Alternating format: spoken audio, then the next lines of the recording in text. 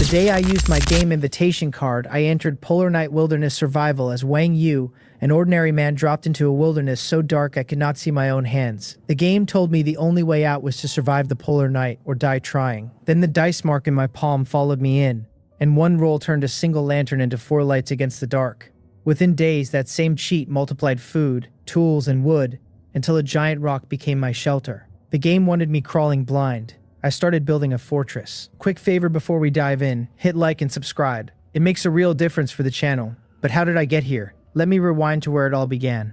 Everything around me is black, so dark that I cannot tell whether my eyes are open. I have already entered the survival game, but the first thing this so-called game gives me is not a field, a weapon, or a clear mission. Only a darkness thick enough to swallow my hands. I feel along my left wrist and touch the wristband that appeared on every person on Blue Star a few days ago. When I activate it, a translucent light screen opens in front of me with 2 icons, personal panel and game channel, and the second one is new. Before I entered the game, the wristband only showed my personal panel, so I tap game channel at once and find public channel, private channel, and game task waiting inside. The game task panel tells me I have entered Polar Night Wilderness Survival, a 1-star open-ended game with no rules or restrictions. The description says I have become an extreme survival game player, randomly placed with other players in a wilderness that has just entered Polar Night, and the goal is to survive until the Polar Night ends. Players who live through it receive game rewards, and every 7 days survived earns a survival gift package that will be settled and distributed after the game ends. The tips are less comforting than they pretend to be, because the wilderness world contains resources I must gather myself. Many predators that will grow more aggressive as the polar night continues, extreme natural disasters that make a reliable shelter essential, and only one way out unless I survive to the end. Death in the game. It also says the first 7 days have novice protection. Game tips will provide important information, and the so-called friendly reminder claims this is only a game and there is no need to force myself, then immediately warns me never to believe that statement if I feel like backing down. That last line tells me more than the whole panel. The reward field cannot be displayed, and the difficulty looks low on paper, but the moment I read Polar Night and Wilderness together, my stomach tightens. Survival games are already famous on Blue Star for being brutal, even the 1-star ones, and very few players clear them. A few days ago, every person on the planet woke up with a wristband and a single electronic game invitation card, and that card could be consumed to enter a survival game. The personal panel on my own wristband had listed me as Wang Yu, age 24, with strength at 0.9, agility at 0.8, and spirit at 1.2, while the adult average on Blue Star was 1 in each of those 3 stats. The world changed fast after the wristbands appeared. One player cleared a survival game and came back with the ability to fly, and the video of him moving through the sky like Superman exploded across every platform. Game invitation cards became treasure overnight. Companies started buying them in bulk, and their price rose into the hundreds of thousands of won in only a few days. Plenty of people sold their cards and cashed out, but even more gambled on the rewards, because no pile of ordinary money could compare to supernatural power. I kept my own card, studied every guide and player account I could find, and learned that the game type was random. Time flowed faster inside, and our real bodies transmigrated into what might be an actual world. So much for preparation. I finally used my one invitation card and land in a place where I cannot even see my own feet. The game task confirms the title, Polar Night Wilderness Survival, and the obvious question hits me at once: how am I supposed to survive in a wilderness where the sky itself has gone dark? Before panic can settle in, the light screen reports that the player is ready and asks me to select survival tools. Rows of icons appear, including fire starter, spear, hammock, small hacksaw, fishing rod, glow stick, camping pot, axe, sleeping bag, compass, tin bucket, hammer, military knife, animal trap, water bottle, fishing net, torch, military shovel, crossbow, tarp, lantern, flashlight, tent, climbing rope, and first aid kit. The panel tells me to choose 5 survival tools and tap each image for details, and I finally breathe a little easier. Just as I start checking the tools, I sense something in my right hand. I cannot see it in the dark, but I can feel that the thing hidden there has entered the game with me. If that item works here too, then this survival game will be much simpler for me than for everyone else. I grip my right hand, hold down the excitement, and inspect the survival tool details one by one.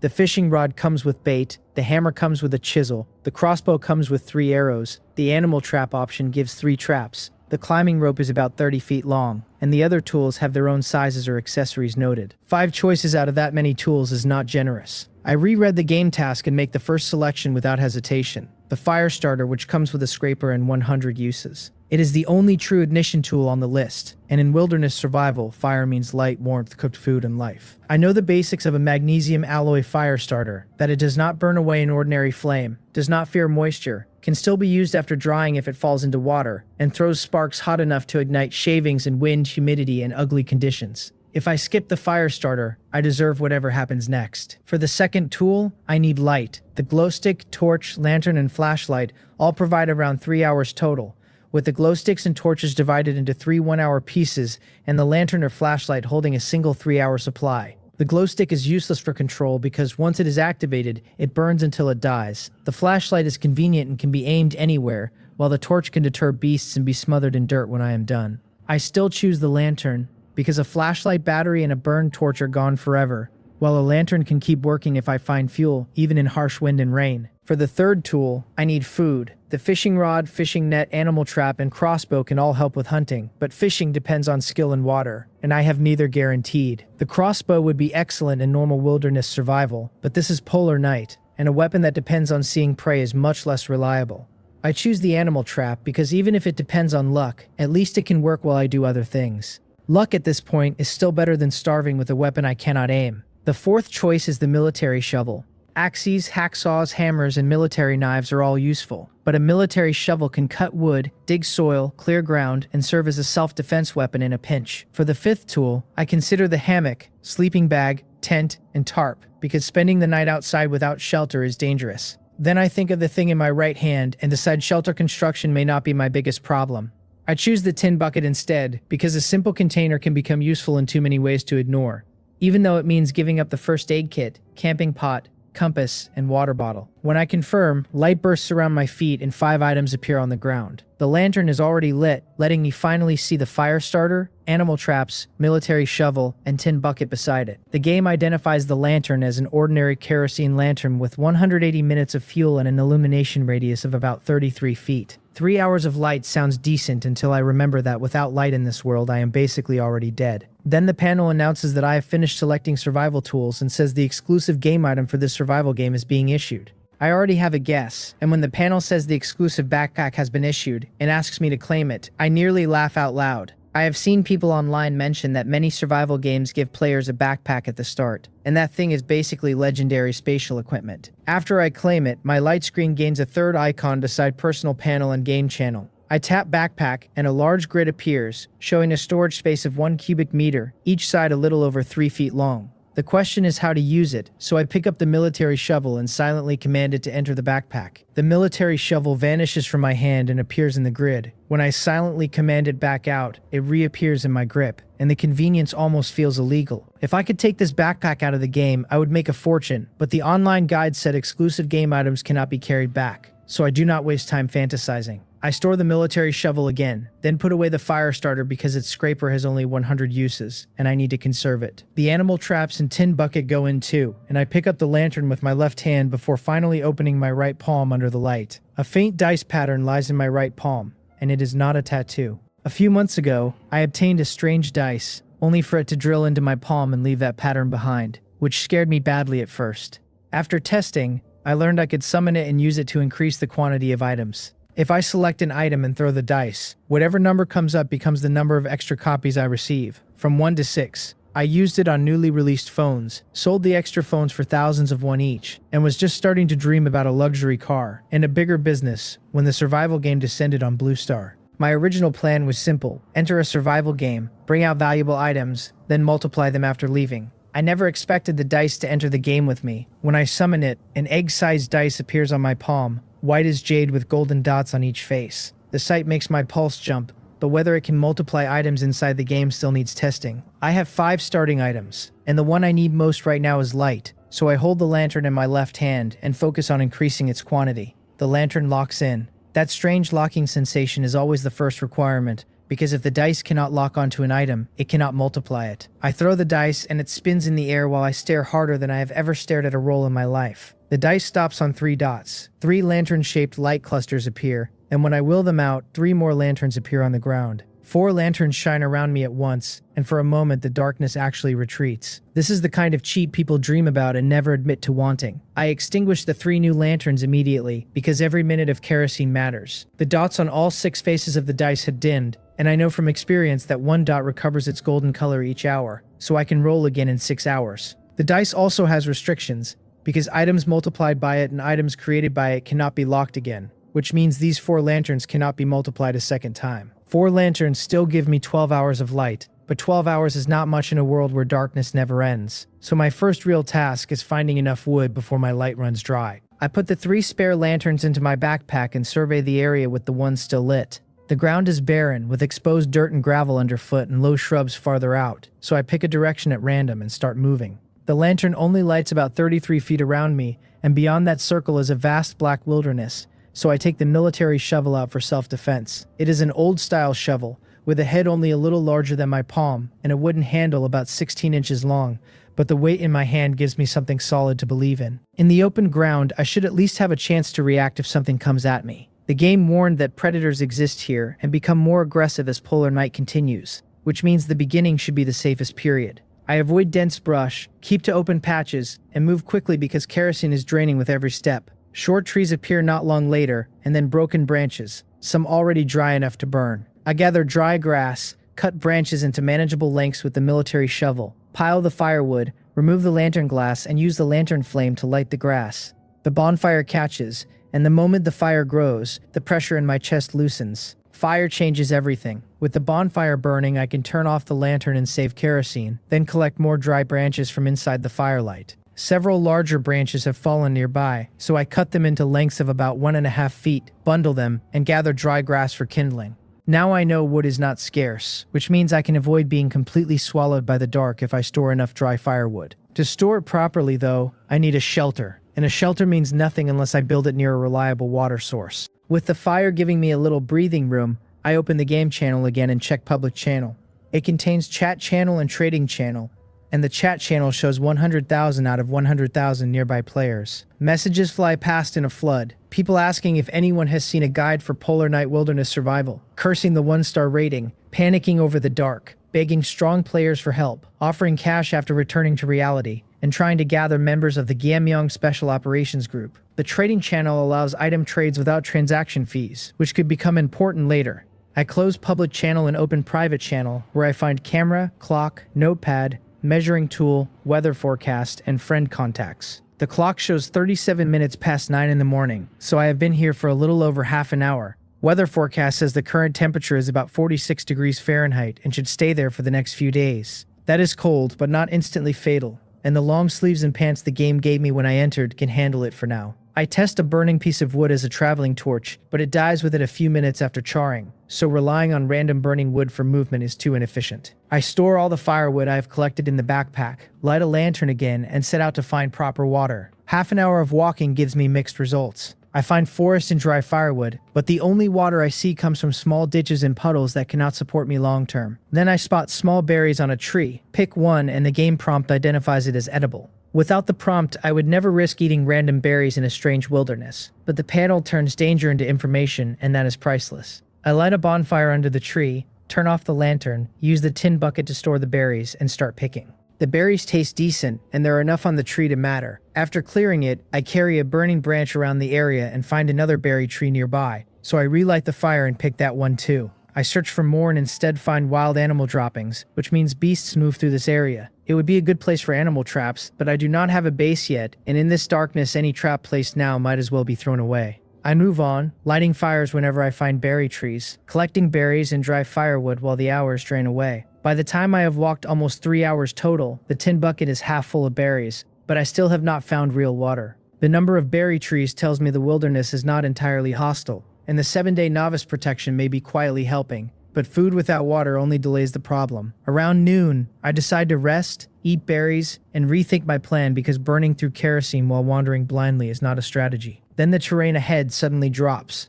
I move carefully down the slope, excitement growing with each step, and when I reach a large rock, I see flowing water in front of me. It is a little creek, and I feel absurdly lucky. The flow is strong enough to meet my daily water needs, and finding it after walking randomly through polar night darkness means my starting area is better than I dared hope. Of course, I could only search this way because I have 4 lanterns and 12 hours of light, while most players would be terrified to spend their 1 lantern like this. Water solves the biggest survival problem, but a water source is also a danger zone. Wild beasts come to drink, rocks hide things that bite, and without medicine even a small mistake could end my run. I grip the lantern in one hand and the military shovel in the other, making sure every step is visible before I take it. Small fish dart through the creek and vanish under rocks when the light reaches them, and small fish usually mean larger fish somewhere nearby. For one stupid second, I regret not choosing a fishing net or fishing rod, but regret does not cook dinner. I walk downstream, find more broken branches along the bank, build a small stone fire pit, and light a bonfire. Then I pick up burning wood and test whether I can catch fish by hand, only to watch them slip through rock gaps too fast to touch. A water snail changes the mood at once. I pick it up and the game identifies it as edible, which means I have found meat. Where there is one water snail, there should be more. So I start searching the creek by firelight. The burning wood keeps dying after a few minutes, forcing me to knock off the charred part, relight it, or go back to the bonfire for another piece. It is annoying, but kerosene is for emergencies now, and dry firewood is plentiful enough by the little creek to keep this ugly method working. The water snails are only thumb-sized, and finding them in dim firelight is slow. I move downstream every so often, make a new bonfire when the torch is close to dying, and keep searching. After more than an hour, I collect 40 water snails and hunger finally forces me to stop. When I smash the first shell with a stone, the game drops water snail meat worth 10 grams and 2 copper coins. Seeing game currency appear from a crushed water snail is strange, even though the guide said creatures in survival games could drop it. I pick up the copper coins and they vanish into my personal panel. The panel now lists Wang Yu, age 24, strength 0.9, agility 0.8, spirit 1.2, and wealth as 2 copper coins. That matters because items recorded on the personal panel can be taken out of the game, so even these 2 copper coins are real gains. Another prompt says, obtaining game currency enables the game store, and the main light screen gains a game store icon beside personal panel, backpack, and game channel. I tap it, only for the panel to tell me this game mode cannot open the game store, which is exactly the kind of help I expected from a survival game with a sense of humor. I smash all 40 water snails because the backpack cannot store living creatures. Everyone gives 10 grams of meat and 2 copper coins, leaving me with 400 grams of water snail meat and 80 copper coins. I skewer 100 grams of meat to roast, and store the remaining 300 grams on skewers in the backpack as reserve food. The roasted water snail meat smells better than expected, and the first bite is plain but good. With roasted meat and berries in my stomach, I finally feel steady enough to plan instead of simply reacting. Food and water are handled for the moment, so the next problem is shelter. I cannot build too close to the little creek because predators gather near water, and the game already warned about natural disasters, so flooding is a real threat. I need high ground near the creek, close enough to fetch water but far enough to avoid obvious danger. A 10-minute walk from the little creek feels like the right distance, so I start using bonfires as reference points and search the surrounding area. More than an hour later, I still have not found a satisfying location, and by 3 in the afternoon, I return to the fire exhausted. The military shovel proves its worth again when I use its concave head to hold creek water over the fire and boil it. The shovel can cut wood, dig earth, serve as a weapon, and in a pinch act as a crude pot, which makes choosing it feel smarter with every hour. I cannot use the tin bucket because it is holding berries, and I refuse to drink raw creek water in a survival game where vomiting and diarrhea could be fatal. While water boils, I open the chat channel and skim the complaints. Most players are miserable, but one familiar name catches my eye. Gay Pung is an online influencer and wilderness survival blogger with millions of followers, and I have watched plenty of his videos.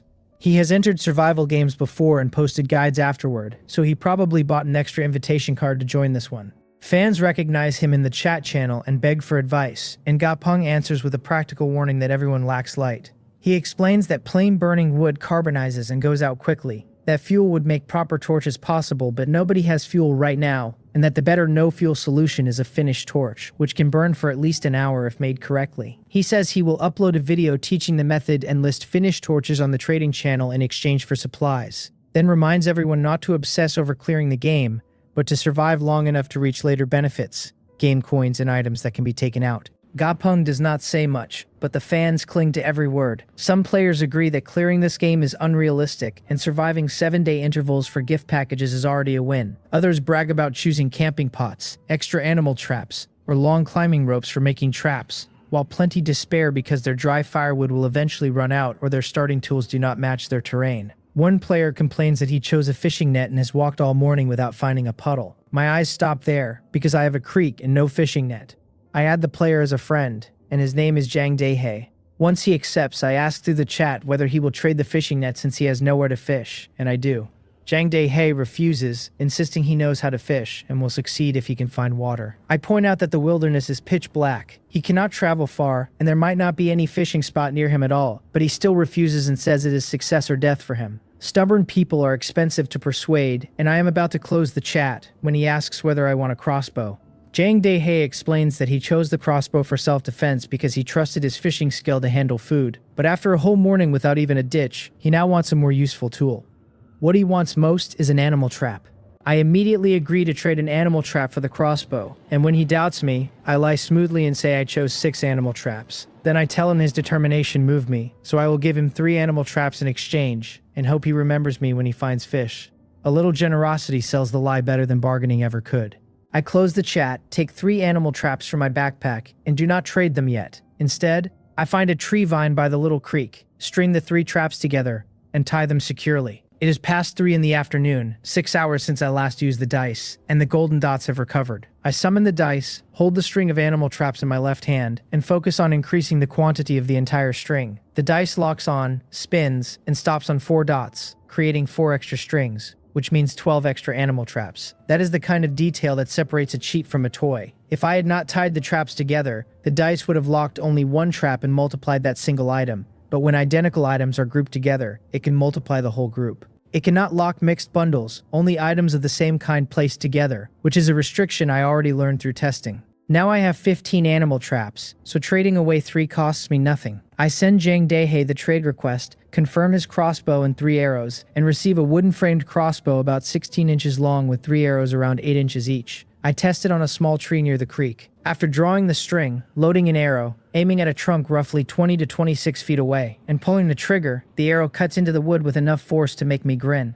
It is my first time using a bow or crossbow in my life, and even this primitive weapon has a killing range beyond 33 feet. My safety in the wilderness has gone up sharply. I still regret failing to get the fishing net, so I tell Jang Dae-hae to contact me anytime if he gives up on finding a fishing spot, and he says that if he cannot find one, he will give me the fishing net before he dies. What a cheerful trade partner. I look through the chat channel for other tool swaps, but nobody is offering a fishing net, though I do send a friend request to someone who chose a camping pot. After drinking several rounds of boiled water, I continue searching for a shelter site near the little creek. I find a few decent spots, yet none feel reliable enough, and shelter location is too important to settle casually. Then I see strange green leaves growing from the ground like succulents. Touch one, and the game identifies it as green mushroom, a poisonous fungus with paralyzing toxins and no edible value.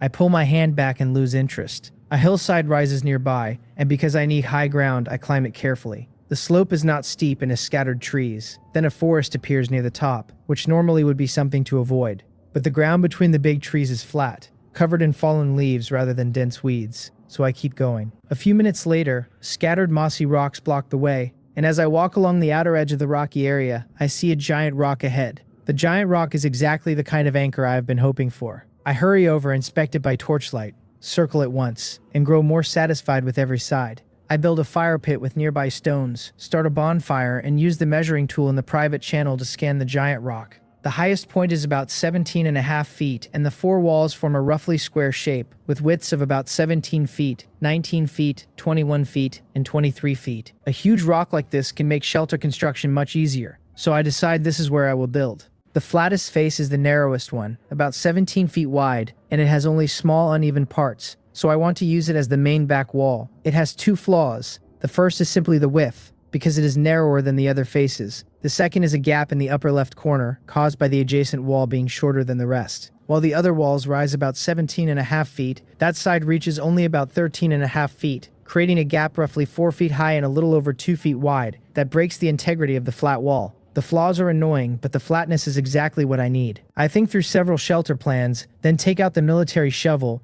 and start leveling the ground in front of the 17-foot rock face. Soil, stones, and weeds all have to be pushed aside, and it takes more than an hour to clear a flat area roughly 33 feet long and wide. I carve marks into the rock face in the ground with a stone, use the measuring tool to check lengths, and open the notepad in the private channel to record my plans and concerns. By 6 in the evening, the basic layout is clear enough for the next step.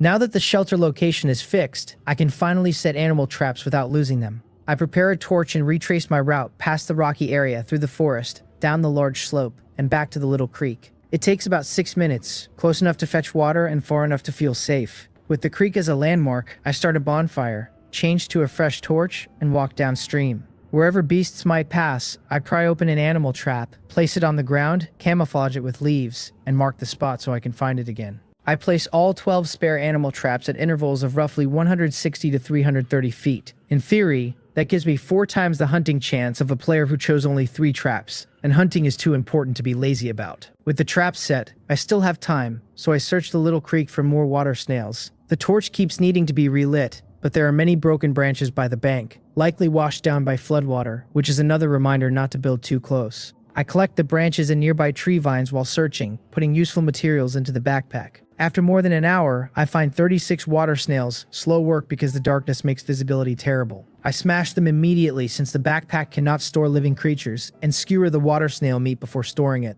Then Torchlight catches a large fish in a shallow pool, and unlike the smaller fish, it does not dart away at once. Bare hands would only scare it into deeper water, but the fish is only about 10 feet away. I take out the crossbow, aim at the fish under the water, and pull the trigger. The arrow strikes the water, the fish rolls, and mud clouds the pool so badly I cannot see the result. Then the game prompt appears, identifying catfish meat weighing a little over 11 ounces and 37 copper coins. I hit it.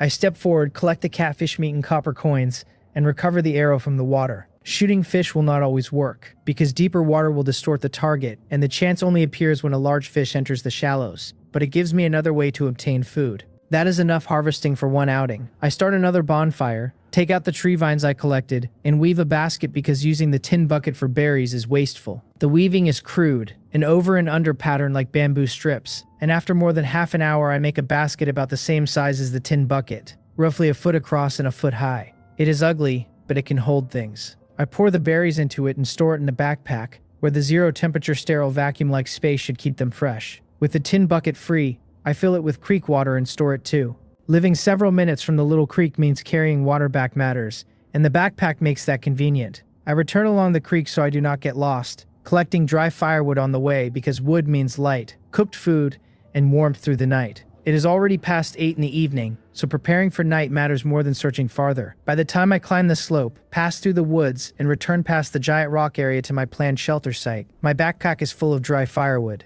The fire pit beside the giant rock has gone out, so I add firewood and relight it with my torch. Sitting down, I count the gains from the outing. 36 water snails for 360 grams of water snail meat, bringing my total water snail meat to 660 grams, plus 72 copper coins from them. The crossbow fish added catfish meat weighing a little over 11 ounces, and another 37 copper coins. I roast 2 skewers of water snail meat for dinner, and since noon was only a small meal, I eat 200 grams that night. Then I boil water with the military shovel, 1 large gulp at a time, until the clock passes 9 in the evening. 6 hours have passed and the dice is ready again. I place my left hand on the giant rock, because this time I want to increase the number of giant rocks. The rock is enormous, but the magical dice has never cared about common sense the way normal people do. I summon it, see all 6 faces shining gold again, focus on increasing this giant rock, and feel the lock take hold. When I throw the dice, it spins while I review the shelter plans in my head, because I have designs for different results, though the higher the roll, the better. The dice stops on 3 dots. 4 or 5 would have been better, but 3 is enough for the design I want.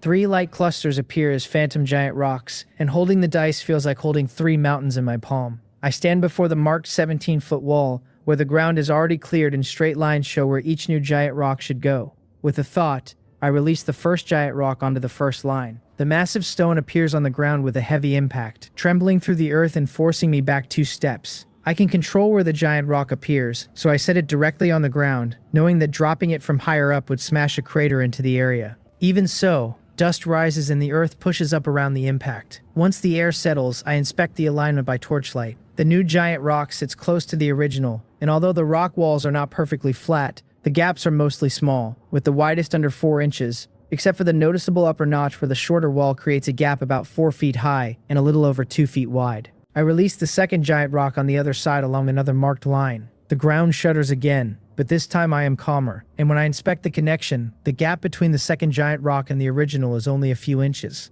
Better yet, there is no open notch above that connection, because the position blocks the original upper left flaw. With 2 new giant rocks placed, I am standing inside a U-shaped stone wall. The original giant rock is in front. The first new giant rock is on my right, and the second is on my left, with the two new 17-foot walls facing each other about 10 feet apart. That enclosure is my shelter body, about 17 feet long and 10 feet wide. I build a fire pit inside with stones, start a fire and bring in some dry firewood. Then I walk out and release the last giant rock, sealing the open side of the U-shaped space completely. The main body of the shelter is finished, and I am locked outside it.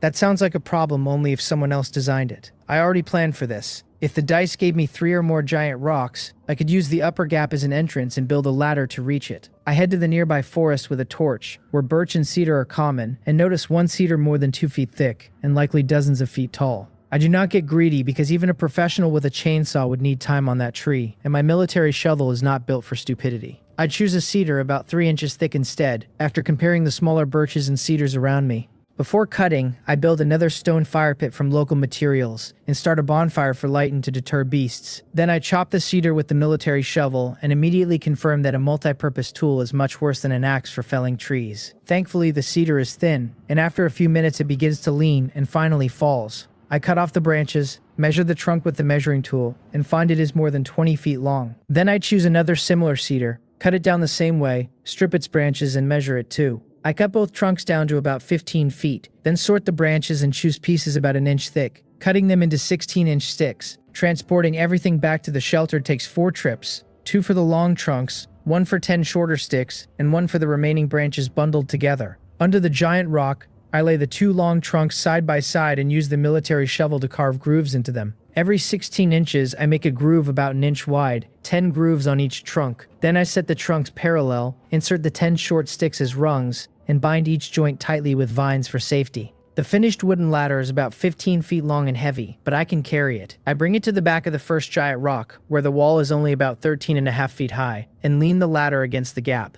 Holding a torch, I climb up and see the top of the giant rock for the first time. Thick moss and bird droppings cover it, but aside from the gap, the top is relatively flat and wide, with an area of roughly 320 square feet. The other giant rocks should have similar tops, and I decide to clean them later rather than risk wandering around on moss in the dark. At the gap, the mismatched walls form a groove that works almost like a guardrail. The giant rocks on both sides rise about 17.5 feet, creating a groove about 4 feet deep, a little over 2 feet wide, and around 3.5 feet long where the rocks meet. I step into it, look down from the front edge, and see the inside of my shelter below. Then I wedge the torch into the rock, climb back down outside, pick up the bundle of cedar branches, and carry it up to throw into the shelter. After that, I pull the heavy ladder up carefully, move it into the groove, and lower it down inside the rock wall. When the ladder is in place, I climb down into the shelter. The inside space is about 17 feet long and 10 feet wide, roughly 170 square feet, which is huge for a wilderness shelter. The bonfire I started inside is close to going out, so I add dry firewood immediately, then untie the cedar branches and lie down on them. For the first time since entering this pitch-black world, I can actually relax. 4 giant rocks, each many feet thick, surround me,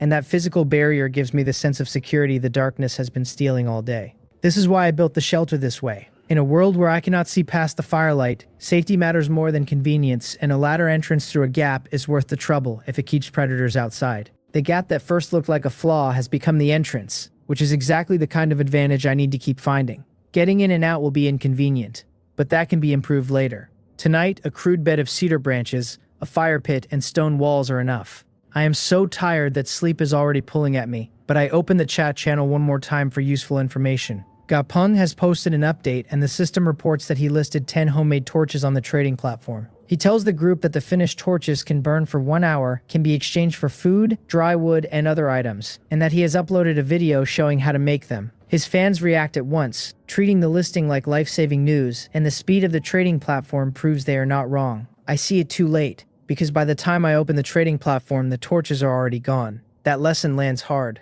I have only checked the chat channel 3 times today, and many useful messages must have appeared while I was cutting wood, setting traps, and building this stone box. In a survival game with 100,000 nearby players talking at once, information is also a resource, and missing a good trade can hurt almost as much as losing a tool.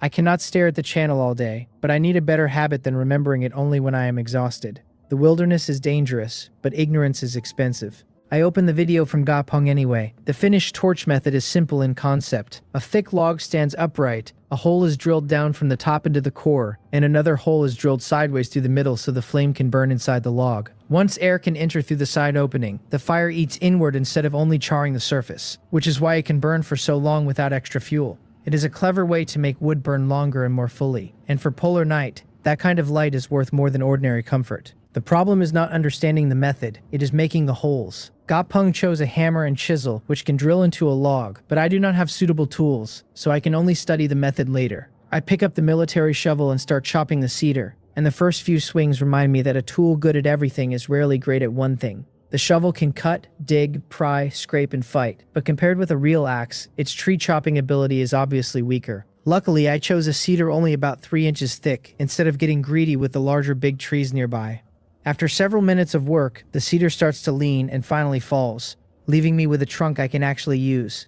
I cut away the branches, spending more effort on the messy limbs than I did on felling the tree itself, then use the measuring tool to confirm that the trunk is more than 19 feet long. I find another cedar of similar thickness, cut it down the same way, strip the branches and measure that trunk too. The 2 cedar trunks are both long enough, so I trim each one to about 15 feet. From the branches, I pick pieces around an inch thick and cut them into sticks roughly 16 inches long, then begin hauling everything back to the shelter. The 2 long trunks take 2 separate trips, 10 of the short sticks take another, and the remaining cedar branches come back in one bundled load. I place everything beneath the giant rock and start turning the raw materials into a ladder. Every 16 inches along the 2 long trunks, I carve grooves about an inch wide with the military shovel, 10 grooves on each side, then set the trunks parallel and press the short sticks into the matching notches. Making a ladder in the wilderness with a military shovel is not graceful, but it works. I bind every rung with vines where the sticks meet the grooves, because the last thing I need is a rung slipping while I am halfway up a rock wall. When the ladder is finished, it is heavy, but I can still carry it, so I bring it to the back of the first giant rock and lean it against the shorter wall. The wall there is only about 13.5 feet high, exactly where the gap gives me an entrance. Holding a torch, I climb up and finally see the top of the giant rock for the first time. Thick moss and bird droppings cover the surface, but aside from the gap, the top is fairly flat and wide, with an area of roughly 320 square feet.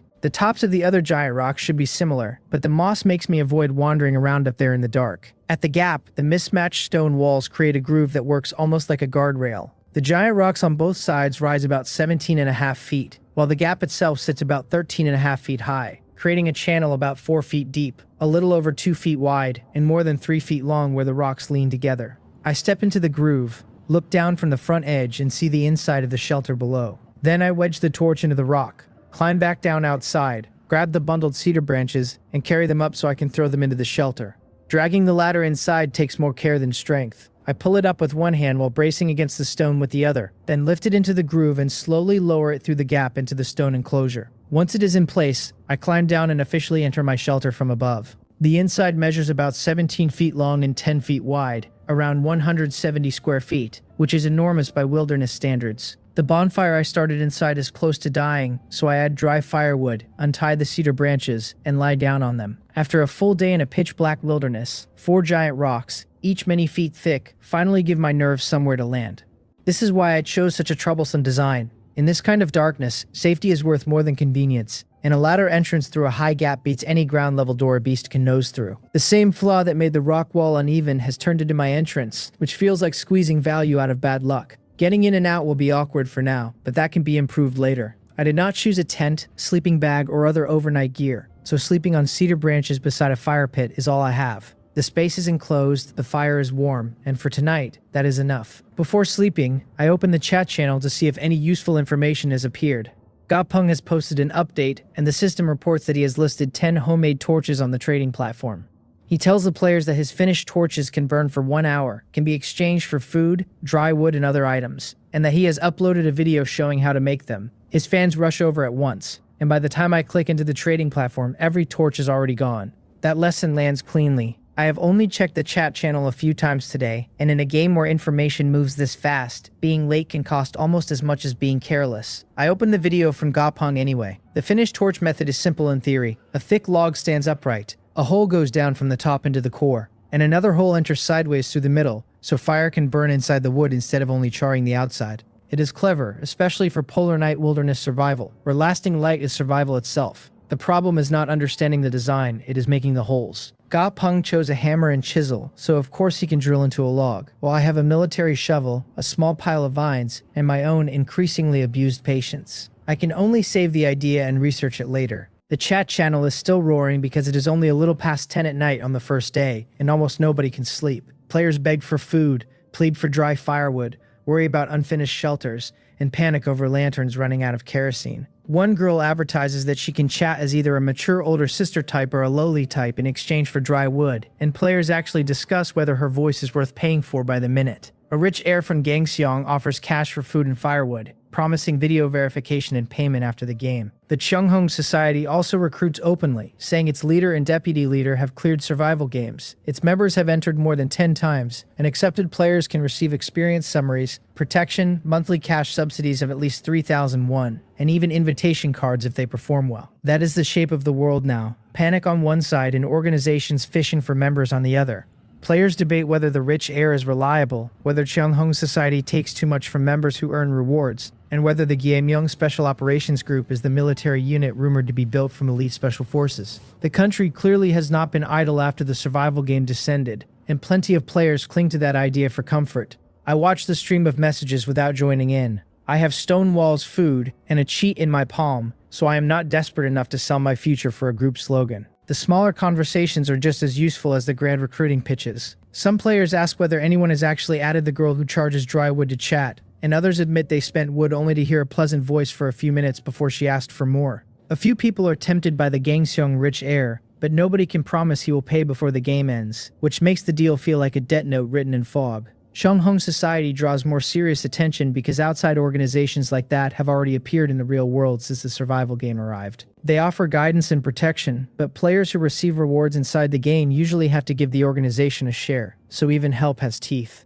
The Gyeomyeong Special Operations Group sounds different because it is tied to the military, built for clearing survival games rather than recruiting frightened ordinary people. Then the system announces that Ye Bibium has listed 10 portions of black bear meat, each about 7 ounces. On the trading platform, the terms prefer extraordinary items and game coins, though a large amount of dry wood is acceptable too. The chat channel freezes for a beat and then explodes, with players wondering how anyone found and killed a black bear in this darkness, whether the man is cheating, and what extraordinary items even are. Before that shock settles, Bang Myeomyo lists 12 portions of giant lizard meat, each about 18 ounces, asking to trade for other meat at a 1.5 to 1 ratio, because she does not want to eat lizard meat. People nearly lose their minds at the idea of being picky in a survival game, but the giant lizard meat disappears instantly. Another player with a strange symbol handle lists 6 portions of black striped python meat, each about 18 ounces, asking for dry wood with the highest bidder winning. At that point the chat turns helpless, because ordinary players are starving while others are selling meat from large predators. I look at my own supplies, one fish weighing a little over 11 ounces, and 46 pieces of water snail meat weighing 10 grams each. I want to trade for the giant lizard meat,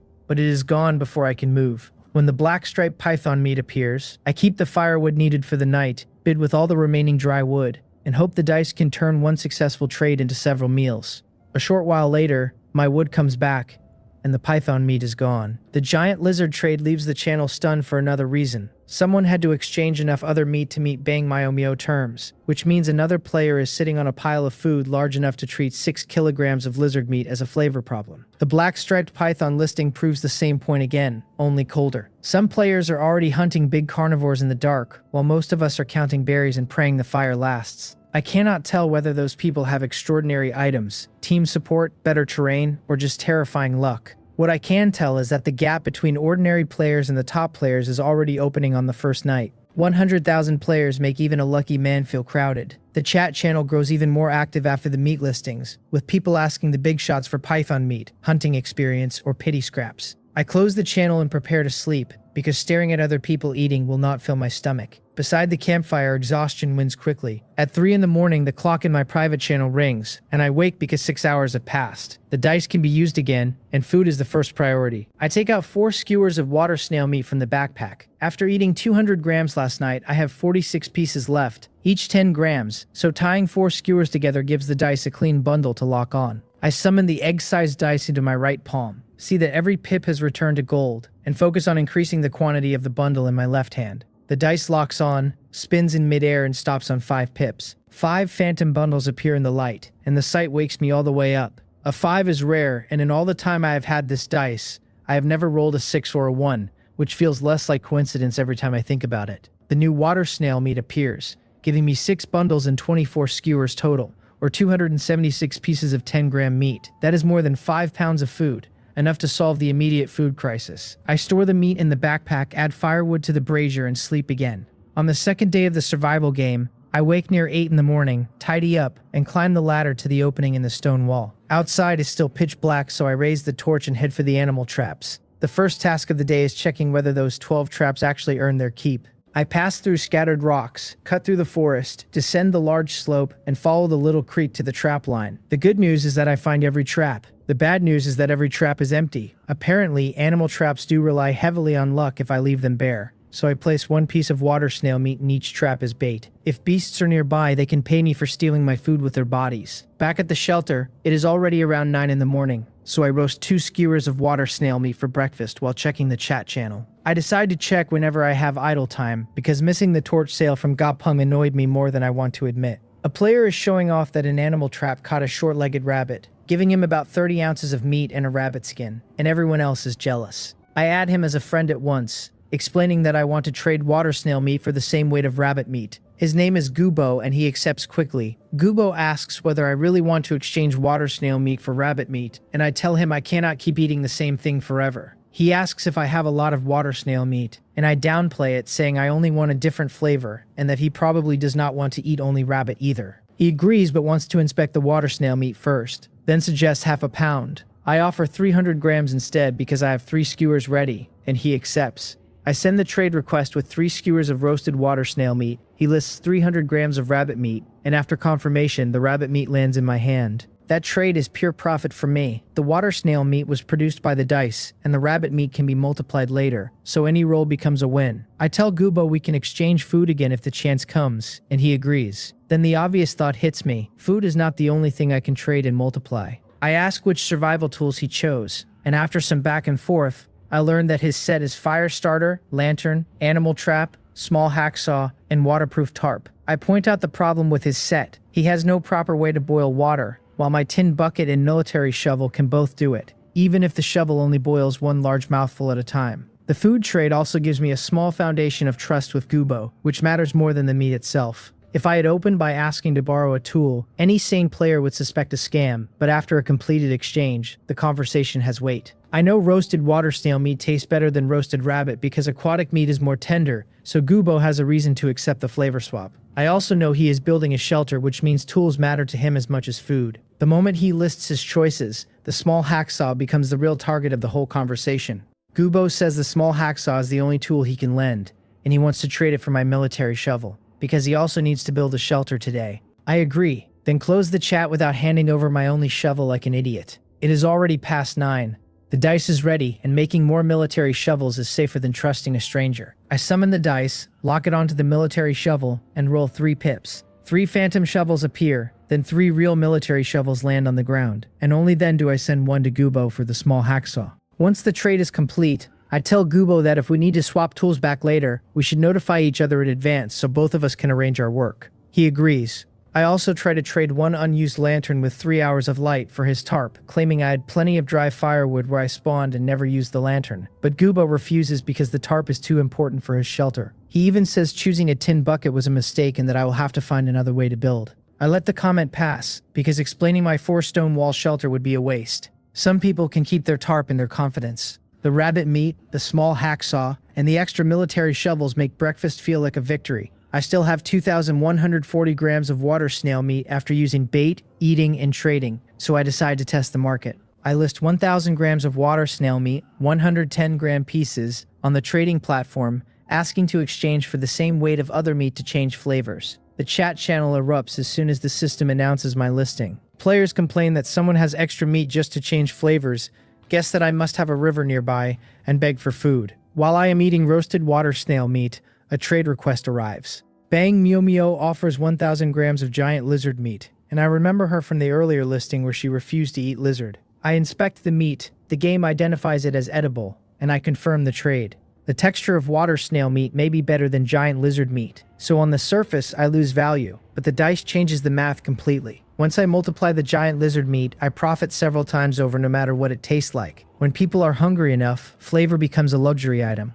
By the end of breakfast, I have gained 3 extra military shovels, 300 grams of rabbit meat, a small hacksaw, and 1,000 grams of giant lizard meat. With several days of food in reserve, I can finally focus on the shelter instead of chasing every bite. The 4 giant rocks give me a safe shell, but a shell is not a home, and I do not know how long this game will last. If I might live here for a long time, I need to decorate it properly, not just survive inside a stone box. Now that the small hacksaw makes woodworking realistic, the plan changes from simple repairs to a full interior build. I leave the shelter and return to the nearby great tree forest with a torch. Last night I cut thin cedars for the ladder, but today I need serious wood, so I choose a cedar about 8 inches thick. Before cutting, I still build a large bonfire for light and protection, then crouch at the base and work the small hacksaw back and forth. In less than 10 minutes, the big tree falls. The small hacksaw is absurdly better than the military shovel for this job, and I feel my decision to trade for it paying off immediately. Then a prompt appears on the ground, identifying a pine oil collector. Cutting down one big tree dropped an item. I pick up the pine oil collector and examine it,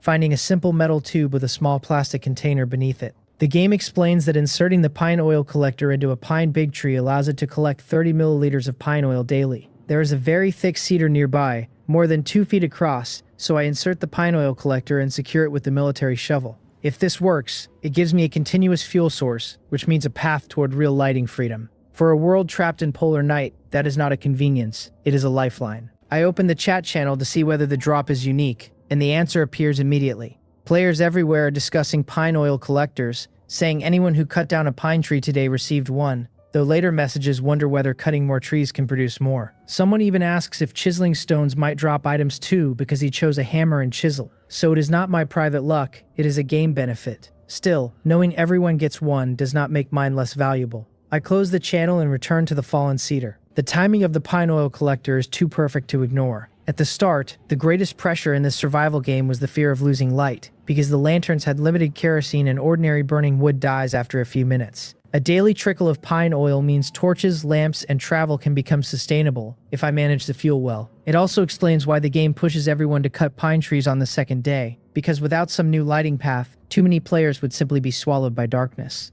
The collector is not generous, only 30 milliliters a day, but one is enough to give hope. 4 collectors, thanks to the dice, give me an actual plan. Clearing the branches from the cedar takes longer than dropping the tree. After the trunk is bare, the measuring tool says it is more than 36 feet long, so I rest briefly and then cut 2 more cedars of similar thickness before noon. Lunch is still roasted water snail meat and berries, followed by boiled water. In the afternoon, I switch to cedars around 4 inches thick because they are much easier to saw, and I cut down 2 of them as well. By a little past 3, I check the thick cedar and see that the pine oil collector has already gathered several milliliters of pine oil. Nothing matters more than stable fuel right now, so the next dice use is obvious. I remove the pine oil collector, summon the dice, and focus on increasing it. The dice locks, spins, and stops on 3 pips, creating 3 more pine oil collectors. I now have 4, and I insert all 4 into the thick cedar. Then I start processing the 5 cedars I felled. From the 3 thicker trunks, each more than 36 feet long, I cut 9 large logs about 10 feet long, while the 2 thinner trunks become 2 long logs about 18 feet each. After that, I strip the bark from all 11 logs with the military shovel, carbonize 1 long log by burning only its surface, and prepare to turn the 9 shorter logs into boards. The carbonization is not decoration. Wood that touches the ground will face damp soil, cold, and rot, and the burned surface should last longer as a moisture barrier. I only burn the outer layer, enough to blacken and harden the surface without destroying the log. The shelter cannot just be safe from beasts, it has to stay livable in bad weather and long nights. I keep reminding myself that the survival game mentioned natural disasters, and a pretty shelter that molds, leaks, or chills me through the floor is just a slower way to lose. Every ugly preparation now saves trouble later. Standard boards are the backbone of the shelter build, so I make a black line from darkened fine vines, charcoal ash, and water. I fix one end to a log, use the measuring tool to mark the width, pull the line straight, and snap it against the wood to leave a clean black guide. Then I saw along the guides, turning each log into 2 large wooden boards about 10 feet long, 8 inches wide, and 4 inches thick. Processing all 9 logs takes hours, but by the end, I have 18 standard wooden boards. I move the boards, the carbonized long log, and the remaining uncarbonized long log to the open space outside the shelter. By then it is past 8 at night, and dinner is more roasted water snail meat because that is still the only food I have multiplied. After dinner, I check the 12 animal traps. Traveling by torch is exhausting because the flame is unstable and needs relighting every few minutes, so this time I use the lantern. The panel shows the first lantern still has 123 minutes of fuel from its original 180, leaving 57 minutes. Passing the thick cedar, I check the 4 pine oil collectors and find they have already gathered 14 milliliters of pine oil each. With 4 collectors working, I no longer feel trapped by the fear of losing light, so I move quickly through the forest and down to the little creek. The first few animal traps make my face go flat. The bait is gone, but the traps are empty, which means something ate my water snail meat and escaped. At the 6th trap, I see 3 prompt messages from a distance, and the game identifies wild rat meat weighing 360 grams, 1 wild rat skin, and 63 copper coins. Prey at last. The wild rat is not small, and I store the meat, the furry palm-sized skin, and the coins before moving on. At the 9th trap, the same 3 rewards appear again, and I realize the bait thief may be exactly the prey I am catching. 2 wild rats give me 720 grams of meat, 2 wild rat skins, and 126 copper coins. Since the bait worked, I place more water snail meat in every trap, using 1 10-gram piece each, then return to the shelter near 9 at night. I have several food types now: rabbit meat, pincer fish meat, giant lizard meat, and wild rat meat, but I want something to alternate with water snail meat, so I choose rabbit for the next dice use. The dice locks onto 1 300-gram portion of rabbit meat and lands on 3 pips. 3 new portions appear, giving me 4 portions of rabbit meat total, and I put them away. It is still early, so I move the cedar branches left from the day of logging to the outside of the shelter before sleeping. Before bed, the chat channel confirms another important detail. Every player who cut a pine tree today received 1 pine oil collector, but no matter how many extra pine trees they cut, nobody received a second one. Each player seems limited to 1 collector. I am different only because the dice turned 1 into 4, and that difference is enough. Around 3 in the morning, the alarm rings again, and I carry out a plan I have been holding back. I summon the dice, lock it onto a tin bucket, and roll 5 pips. 5 new tin buckets appear, giving me 6 total containers, and I nearly laugh myself awake before putting them away and sleeping again. Containers sound boring until a person has none. 1 tin bucket has already had to serve as berry storage, water carrier, mud carrier, and cooking support, which means every task fights every other task. 6 tin buckets let me separate water, pine oil, moss, soil, mud, and food without constantly dumping one resource to carry another. A 5-pip roll on a tin bucket would look ridiculous to anyone outside this wilderness. To me, it is another piece of civilization returning 1 container at a time. The 3rd day begins near 8 in the morning, and I go straight to the animal traps with more anticipation than yesterday. The first few traps have lost their bait without catching prey, so I rebait them. At the 7th trap, the game gives me another set of rewards: wild rat meat weighing 360 grams, 1 wild rat skin, and 63 copper coins. The rest of the traps are empty, but 1 wild rat in the morning is already good news. I scoop a bucket of water from the little creek, put it in the backpack, and return along the creek, up the slope, and through the forest to the thick cedar. All 4 pine oil collectors are full, each holding 30 milliliters. I pour the 120 milliliters of pine oil into a tin bucket, reinsert the collectors, and return to the shelter. Breakfast is roasted rabbit meat, because after a full day of water snail meat, I need a different taste. I divide the 4 300-gram portions of rabbit into 6 200-gram portions with the military shovel, then roast 1 portion and eat it with berries. The rabbit is not as tender as the water snail meat, but it tastes good enough. Scarcity is the best seasoning in the world. After 9 in the morning, I prepare the bundle of wood outside the shelter. It contains 18 large wooden boards about 10 feet long, 8 inches wide, and 4 inches thick, plus 2 long logs about 18 feet long and 4 inches thick, 1 carbonized and 1 raw. All 20 pieces are tied together with vines, and that is not just neatness, it is rule manipulation. The dice needs a defined item to lock onto, so a tied bundle becomes one object in a way a scattered pile does not. If I had a cloth large enough to wrap a mountain, maybe I could increase a mountain too. The thought is ridiculous, but with this dice, ridiculous is sometimes just a future method. I place my left hand on the bundle and focus on increasing it. The dice locks on, spins, and stops on 4 pips. A better result than I dared expect after spending an entire day preparing the wood. 4 phantom bundles appear, but I do not release them immediately because moving that much wood from outside into the shelter would waste another day, and releasing everything inside would crowd the space. The dice allows increased items to remain unreleased until before the next use, so I can hold them for now. Before fine decorating, the shelter needs base work, just like a real house. Foundation first, comfort later. That unreleased state is one of the dice restrictions I have to respect. If I leave the multiplied bundles inside the dice and try to use the dice again, the next increase will not work, so I have a deadline even if the items are not physically in the way yet. The good part is that I can release them precisely where I need them,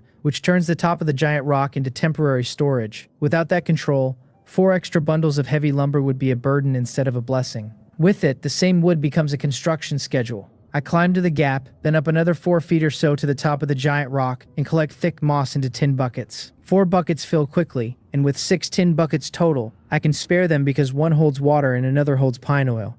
Inside the shelter, I use the moss to plug the gaps where the 4 giant rocks meet. The gaps are narrow, from around 1 inch to 3 inches wide, but they run more than 3 feet deep through the joints, so I stuff moss into them from inside as far as I can. The thick moss seals tightly, and there is plenty of it on the tops of the giant rocks. With the ladder helping me reach higher joints, I spend more than an hour sealing all the connections from the inside. Then I clear the shelter floor. Firewood, stones, and other supplies move up onto the giant rock, and once the ground is empty, I use the military shovel to level the floor. The dug soil goes into tin buckets, and every time 4 buckets fill, I dump them outside. In the middle of the ground against the 2 long stone walls, I dig 1 pit on each side about 1 foot deep. Those pits will hold wooden pillars. With the floor prepared and 2 giant rock tops stripped of moss, I climb up and release the 4 multiplied bundles of wood, placing 2 bundles on each of 2 giant rock tops where there is enough room. Outside the shelter, the original bundle of wood is still waiting. I light a fire in the pit beneath the giant rock, take 2 large wooden boards from the bundle, and burn one end of each for about 1 foot to carbonize them. The original bundle also has 1 carbonized long log which I prop against the giant rock. I carry the 2 partially carbonized boards to the gap and lower them into the shelter, then pull the carbonized long log up and lower it inside too.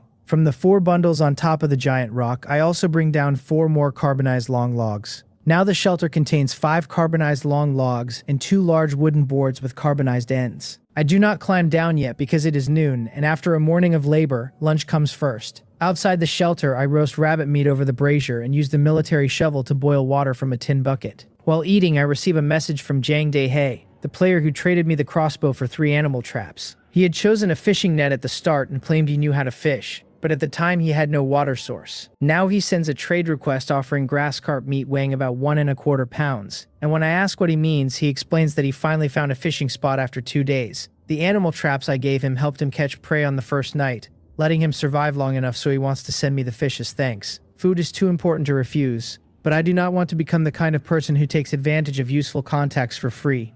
I place 3 portions of rabbit meat, 200 grams each, into the trade. Jang Dae-hae insists the fish is a gift, and I tell him to accept the meat because everyone is short on food and because I prefer fish, so if he catches more later, he can trade fish with me for equal weight meat. He agrees, and after confirmation, I hold a piece of grass carp weighing more than 1 pound. That fish is a huge gain because the dice can turn it into several pounds later. More importantly, Jang Dae-hae might truly be good at fishing, and a stable fishing partner is worth keeping close. Lunch leaves me with 1 portion of rabbit meat after eating some and trading the rest, but the fish more than makes up for it. By a little past 1 in the afternoon, after more boiled water and rest, I lift the ladder and descend into the shelter. I insert the 2 large wooden boards with carbonized ends into the foot-deep pits, then fill the pits with soil, creating 2 vertical wooden pillars about 9 feet high. Beside them, I place 2 carbonized long logs on the ground. The logs are slightly longer than the distance between the stone walls, so I use a large wooden mallet to hammer the protruding ends until each log lies flat and wedges tight.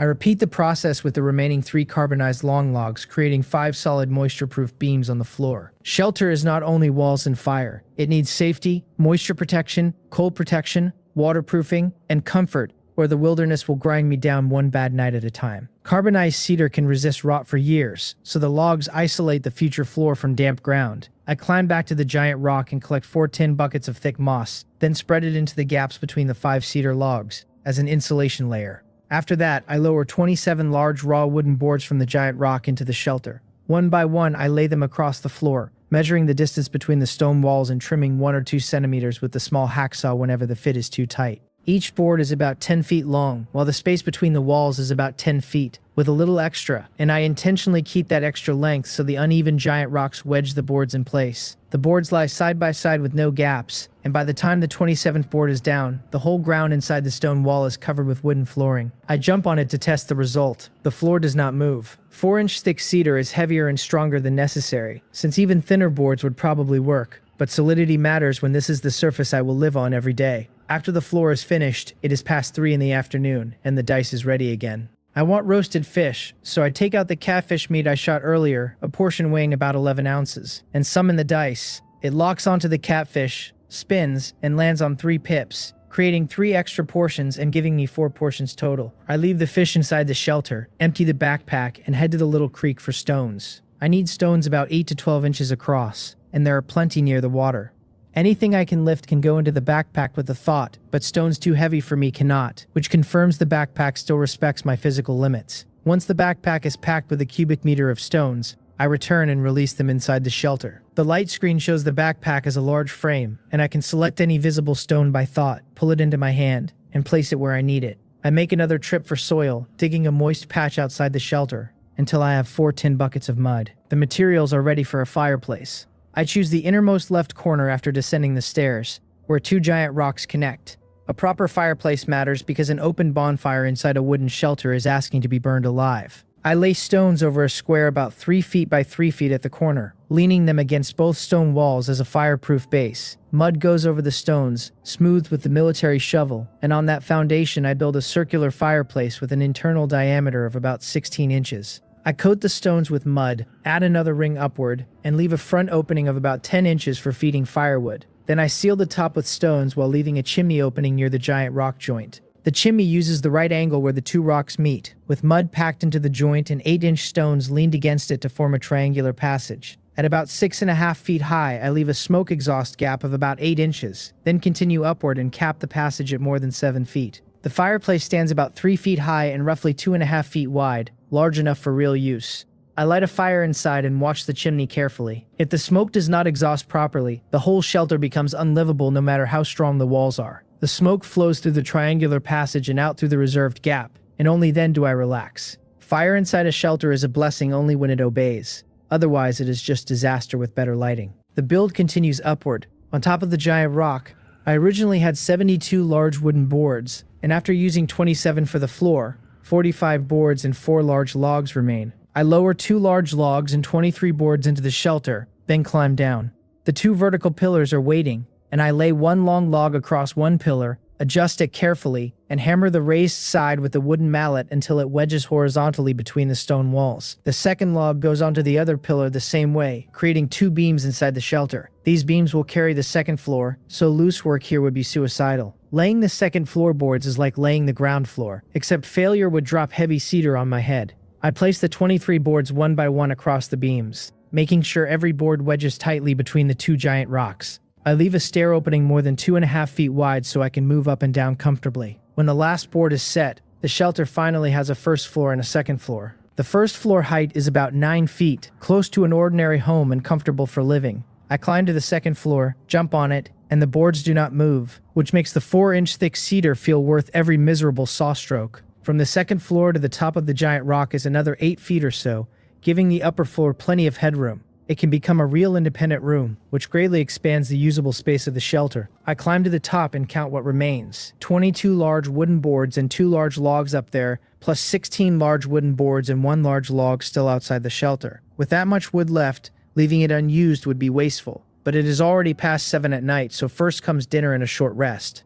I divide the 4 multiplied portions of catfish, each about 11 ounces, into 6 portions of roughly 7.5 ounces. Food is still scarce, and 1 more portion means 1 more meal and 1 more day. I roast 1 portion in the new fireplace, and the fish tastes genuinely good after days of rough eating. After the fish and some berries, I leave the shelter to check the 12 animal traps again. On the way, I inspect the pine oil collectors, which are working well and have already gathered 13 milliliters of pine oil each. Then I pass through the forest, descend the slope, and begin checking the traps by the little creek. The first few traps are empty, so I keep placing water snail meat as bait. At the 5th trap, I see the familiar prompt rewards from a distance. Wild rat meat weighing 360 grams, 1 wild rat skin, and 63 copper coins. After checking all 12 traps, the total harvest is 2 wild rats. That means I now have 5 portions of wild rat meat weighing 360 grams each and 5 wild rat skins. Good luck has a very practical shape tonight. It looks like meat, skins, and copper coins.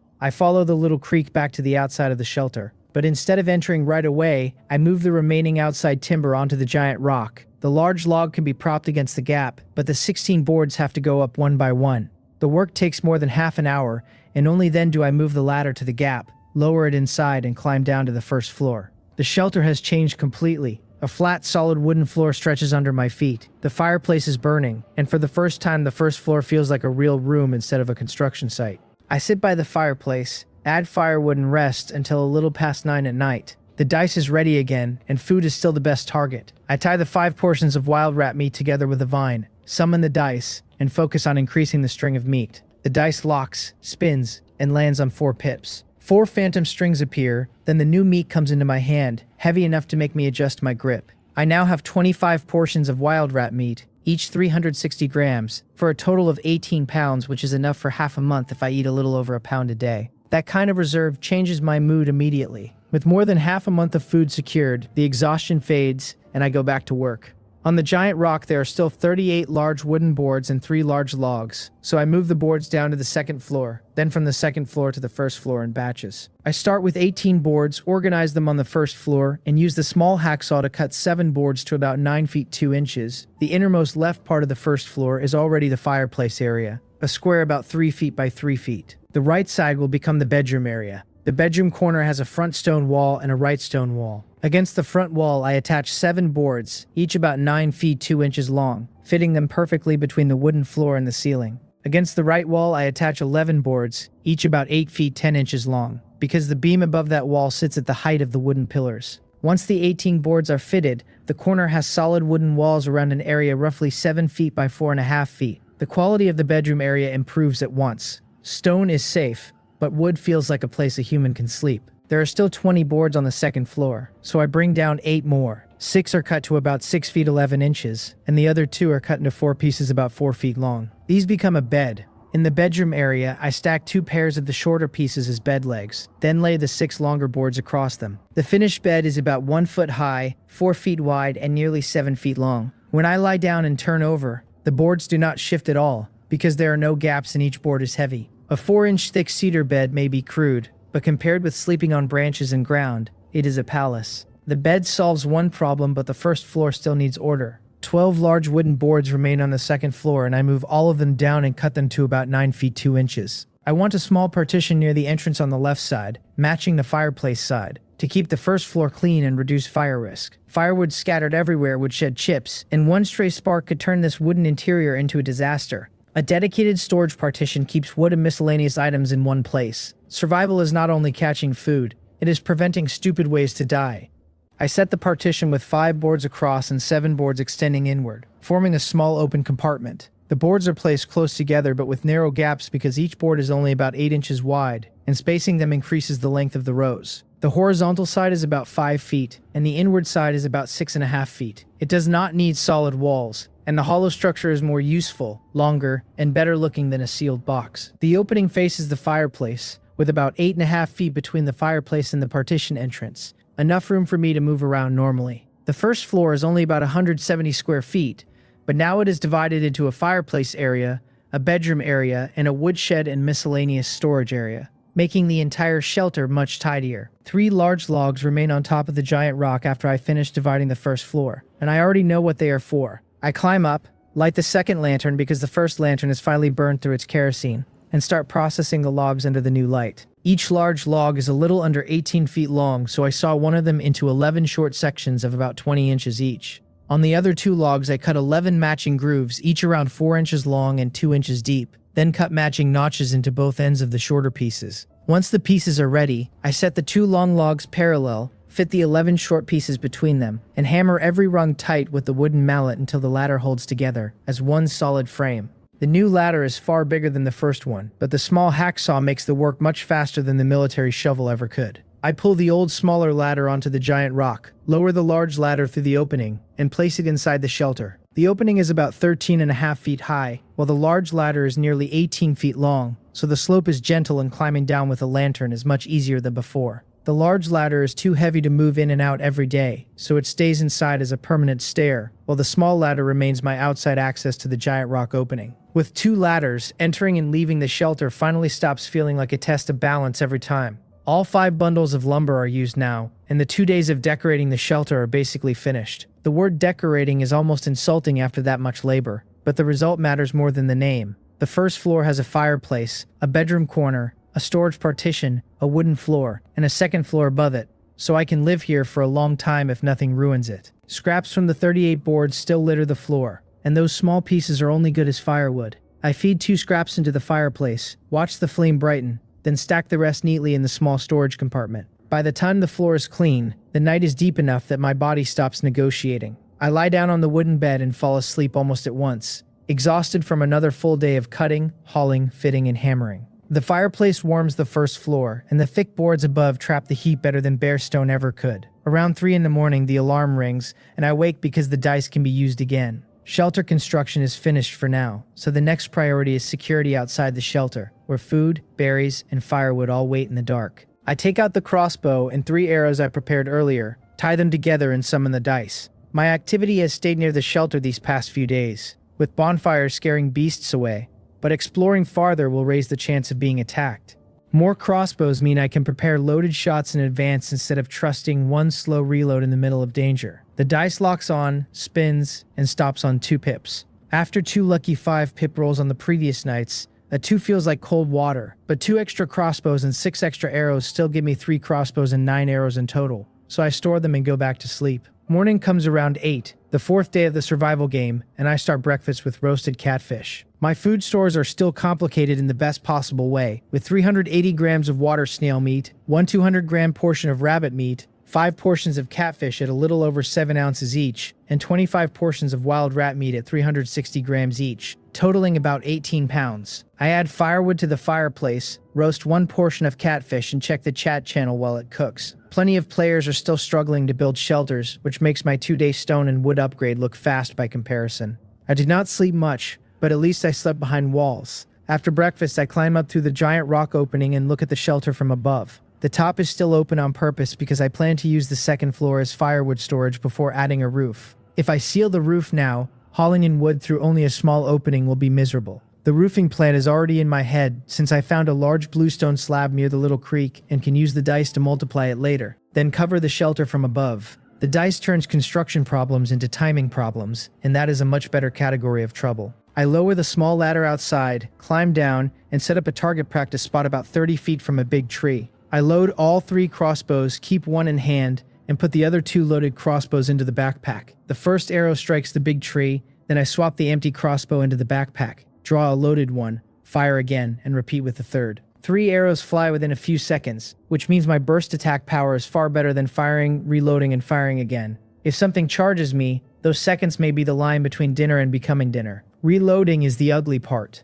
Pulling the string, setting the arrow, aiming, and firing takes several seconds even when I focus, so I keep practicing until my hands learn the motion.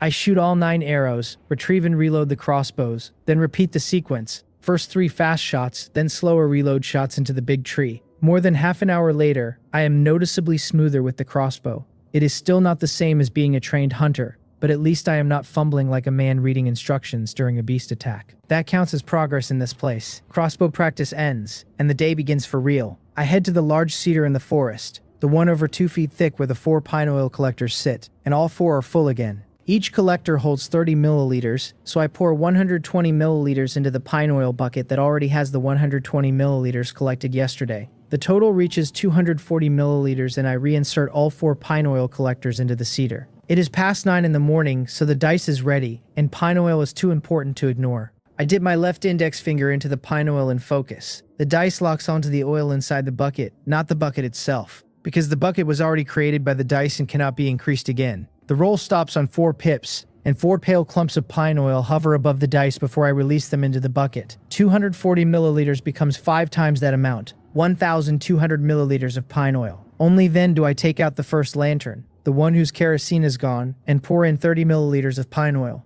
The lantern lights without complaint, and the panel identifies it as a normal lantern fueled by pine oil. Its current fuel can burn for 180 minutes. illuminate an area about 23 feet around me, and the lantern will become unusable if damaged. Pine oil burns for the same 3 hours as kerosene, though the light range is smaller than the old 33-foot kerosene range. That missing distance does not matter anymore, because I have enough pine oil for 120 hours of lantern light, with 4 collectors still producing more every day. Lighting freedom finally stops being a dream and becomes a number I can carry in a bucket. With steady lantern light, I can travel without wasting dry wood on torches. I walk through the forest, descend the steep slope, and reach the little creek, where I check the 12 animal traps first. One trap has caught another wild rat, and the game gives me wild rat meat weighing 360 grams, 1 wild rat skin, and 63 copper coins. I store the meat, the skin, and the coins, then reset all 12 traps with water snail meat as bait. That leaves me with only 260 grams of water snail meat, but bait has already proven its value.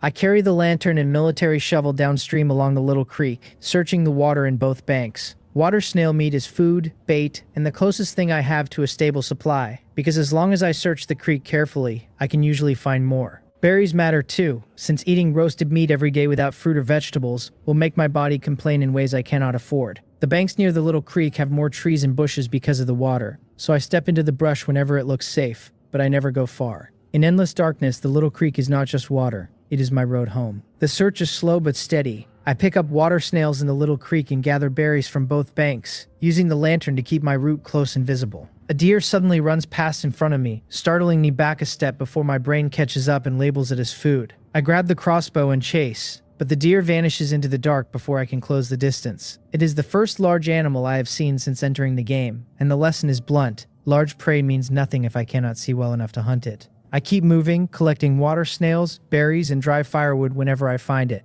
Dry firewood is no longer my main light source, but I still need it for cooking and starting fires. While searching the brush, I touch a leafy vine and the game identifies white gourd as edible. There is no fruit above ground, so I dig around the roots with the military shovel and pull out 2 potato-sized white gourds. They look a little like sweet potatoes, and more importantly, they are vegetarian food, so I search the area and dig up 12 white gourds in total before the patch runs out. That one patch makes the trip worth it by itself. 12 white gourds can become a long-term supply if I multiply them later, and anything that is not roasted meat feels almost luxurious now.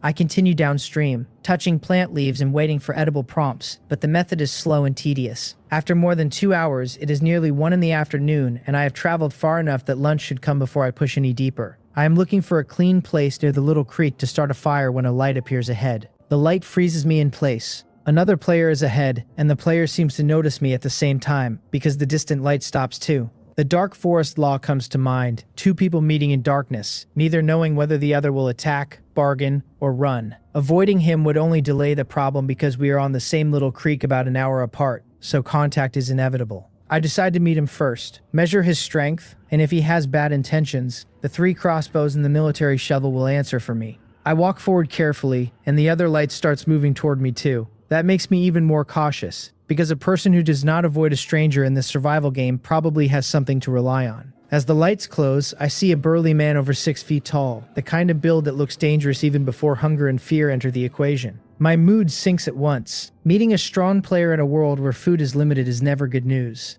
The burly man starts confidently asking whether I am the player from upstream, and I answer that I am. Then his eyes land on the crossbow in my hand, and his confidence folds so fast it almost makes me laugh. He blurts out that I have a crossbow, then immediately claims he forgot the fire under his boiling water and needs to go back. As he talks, he backs away until more than 30 feet separates us. The crossbow does what muscles cannot. It makes a big man remember caution. I stop him before he runs and ask whether he is the downstream player. He admits he is, now calling me big brother with enough politeness to season soup. I propose the obvious boundary. Downstream belongs to him, upstream belongs to me, and neither of us interferes with the other. He agrees at once and promises he will not come upstream again, then wishes me success in clearing the game before taking off. I watch him disappear, lower the crossbow slowly, and decide my downstream exploration is over for today. The return upstream is much faster because I am no longer searching every bush. I reach the shelter a little after 2 in the afternoon, having left around 9 in the morning and used more than 50 milliliters of pine oil during the trip.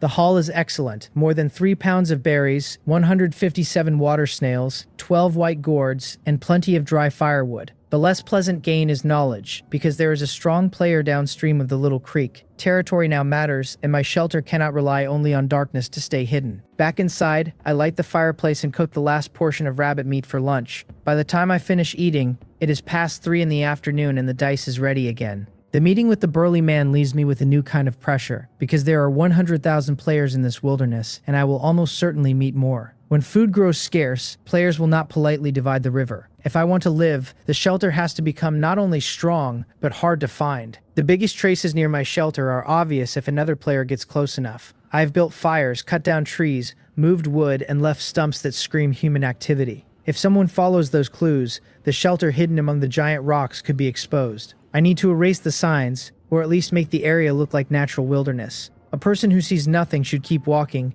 and a person who sees rocks should decide not to wander into them. Behind the shelter, the rocky area has plenty of large stones. I choose one irregular stone over 10 feet high and more than 16 feet long, large enough to cover a stump, then use the dice on it. The roll gives me 3 pips, producing 3 extra large stones. I place the 3 stones over 3 of the 7 old stumps where I cut trees, then cover the disturbed ground with branches, moss, and leaves. The stones themselves already have moss on them, so under weak lantern light they look as if they have always been there. The first 3 stones reveal an even better idea. From the little creek to the shelter, the forest path is the natural route, but the placed stones now block it and turn the area into the start of a rocky barrier. If I keep adding stones, the space between the little creek and the shelter can become a maze that hides the route in and out. Other players will not casually enter a dark jumble of large stones, and even if someone does, they may not find the narrow path to my shelter. A defensive wall made of natural confusion is exactly my kind of cheap. I also camouflage the old fire sites with moss and branches, then check the time and start cutting wood.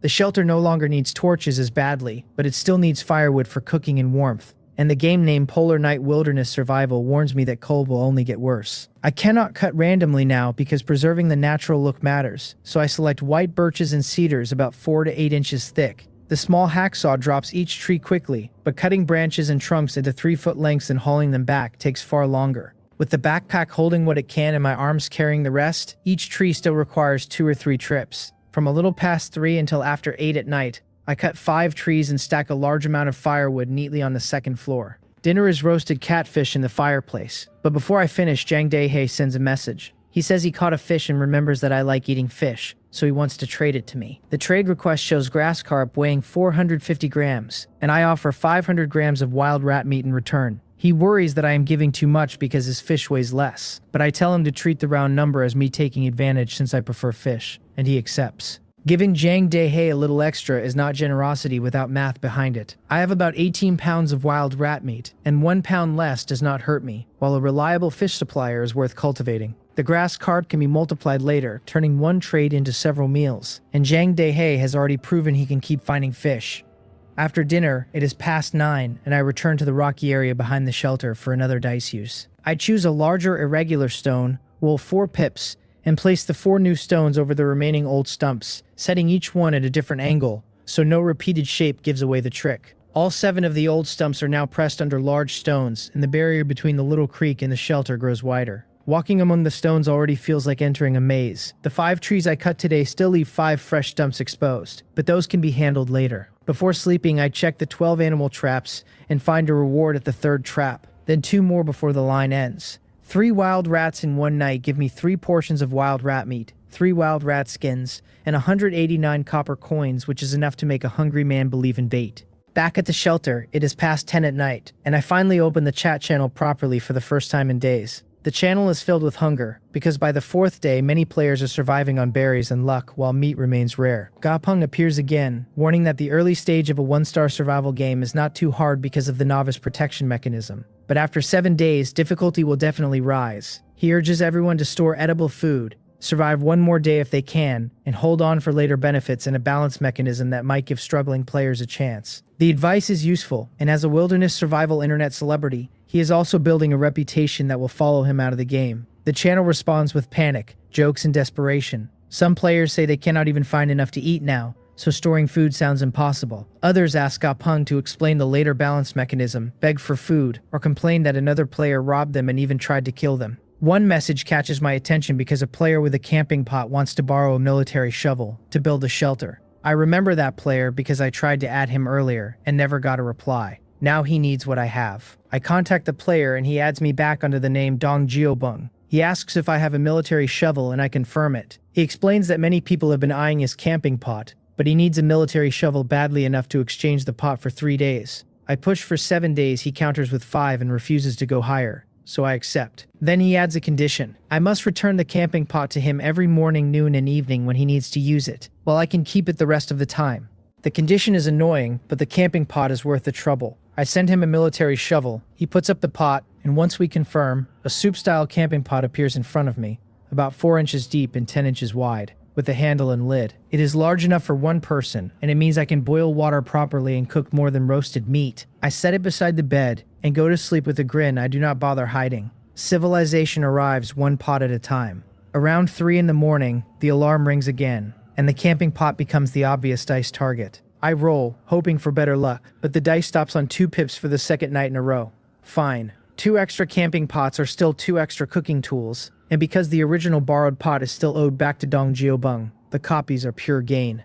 I take out the 2 new pots, store them, and sleep until around 7 in the morning. Dong Jiobeng messages almost as soon as I get up, asking for the camping pot back so he can use it for breakfast. I agree, accept his trade request, and return the original camping pot for my military shovel. He says he will trade it back after he finishes using it, and I acknowledge him. I already have 2 extra camping pots, but I still follow the agreement, because breaking trust over a tool I already copied would be stupid. The arrangement is troublesome, but in a few days it ends, and I keep the advantage. The 5th day begins with breakfast and more crossbow practice. After that, I go to the large cedar and collect another 120 milliliters of pine oil from the 4 pine oil collectors. The bucket holding multiplied pine oil cannot mix with fresh unmultiplied pine oil if I want to keep my resources organized, so I use another tin bucket for the new oil. 6 buckets finally feel like a real inventory system, with 1 holding water, 1 holding old pine oil, 1 holding fresh pine oil, and several still open for work. Boring tools keep saving my life. Around 9 in the morning, I use the dice on another large stone, because the 5 trees cut yesterday left stumps that still need hiding.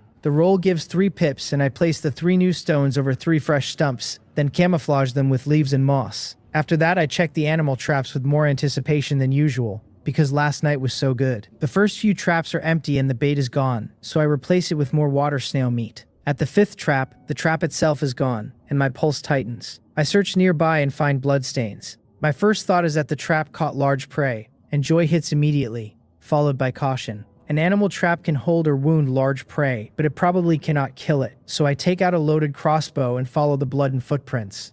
The farther I go from the little creek, the more uneasy I become, so I mark the route as I move. In this darkness, the lantern only gives me a few yards of certainty at a time, and losing the creek would be almost as dangerous as losing the prey. After about 10 minutes, I find it. A white sheep with 2 black horns lies ahead, 1 front leg caught in the animal trap, and it panics when it sees me.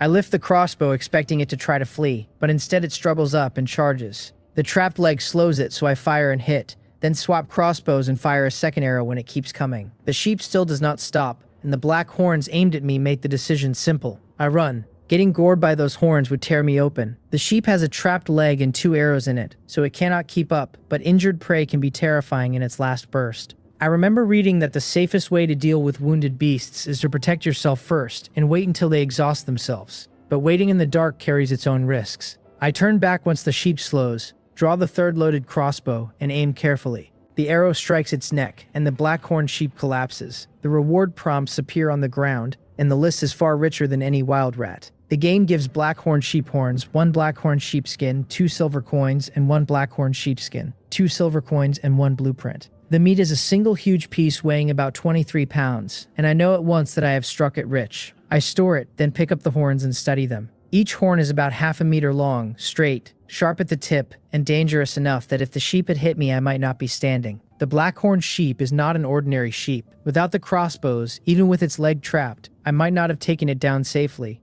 and the thought leaves a chill behind my ribs. The horns can serve as weapons because their tips are no worse than iron blades in practical sharpness. I store them, then pick up the blackhorn sheepskin, and the soft fleece makes my mood recover immediately. Sleeping on that instead of hardwood will change my nights. The last item is the blueprint. When I touch it, the light screen explains that I have discovered a beast hide set blueprint, which can craft a beast hide coat, beast hide pants, beast hide boots, and a beast hide hat if I add beast hide. The crafting screen has spaces for the blueprint and the hide, so I insert the blueprint, then add the blackhorn sheepskin. The panel shows the beast hide set blueprint with blackhorn sheepskin at 1 out of 5. I test a wild rat skin too, and the panel accepts it, showing that 1 blackhorn sheepskin plus 1 wild rat skin gives progress toward the required hide, with 20 wild rat skins equaling 1 blackhorn sheepskin. That tells me the beast hide set is within reach. I already have 8 wild rat skins before the latest catch, so the blueprint is not some distant treasure locked behind impossible materials. I put the blueprint, blackhorn sheepskin, and wild rat skin away, then pick up the 2 silver coins. Online information said 1 silver coin equals 1,000 copper coins, so this single sheep gives more wealth than all the copper I've collected so far. My panel now reads Wang Yu as the name, age 24, strength 0.9, agility 0.8, spirit 1.2, and wealth of 693 copper coins. I collect the 3 arrows and the animal trap, because that trap is the hero of the morning.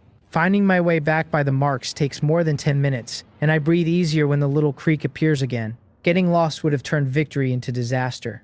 I continue checking the remaining traps and find another wild rat at the 10th trap, gaining wild rat meat weighing 360 grams, 1 wild rat skin, and 63 copper coins. 1 blackhorn sheep and 1 wild rat from 12 traps is an absurd harvest. Around 11 in the morning, I return to the shelter and use a camping pot to boil water properly in the fireplace.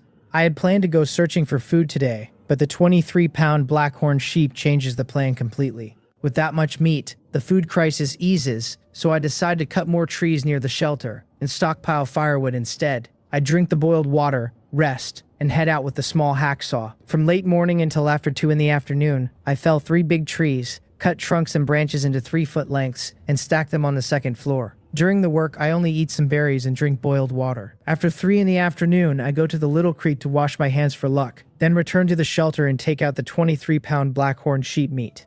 This roll matters.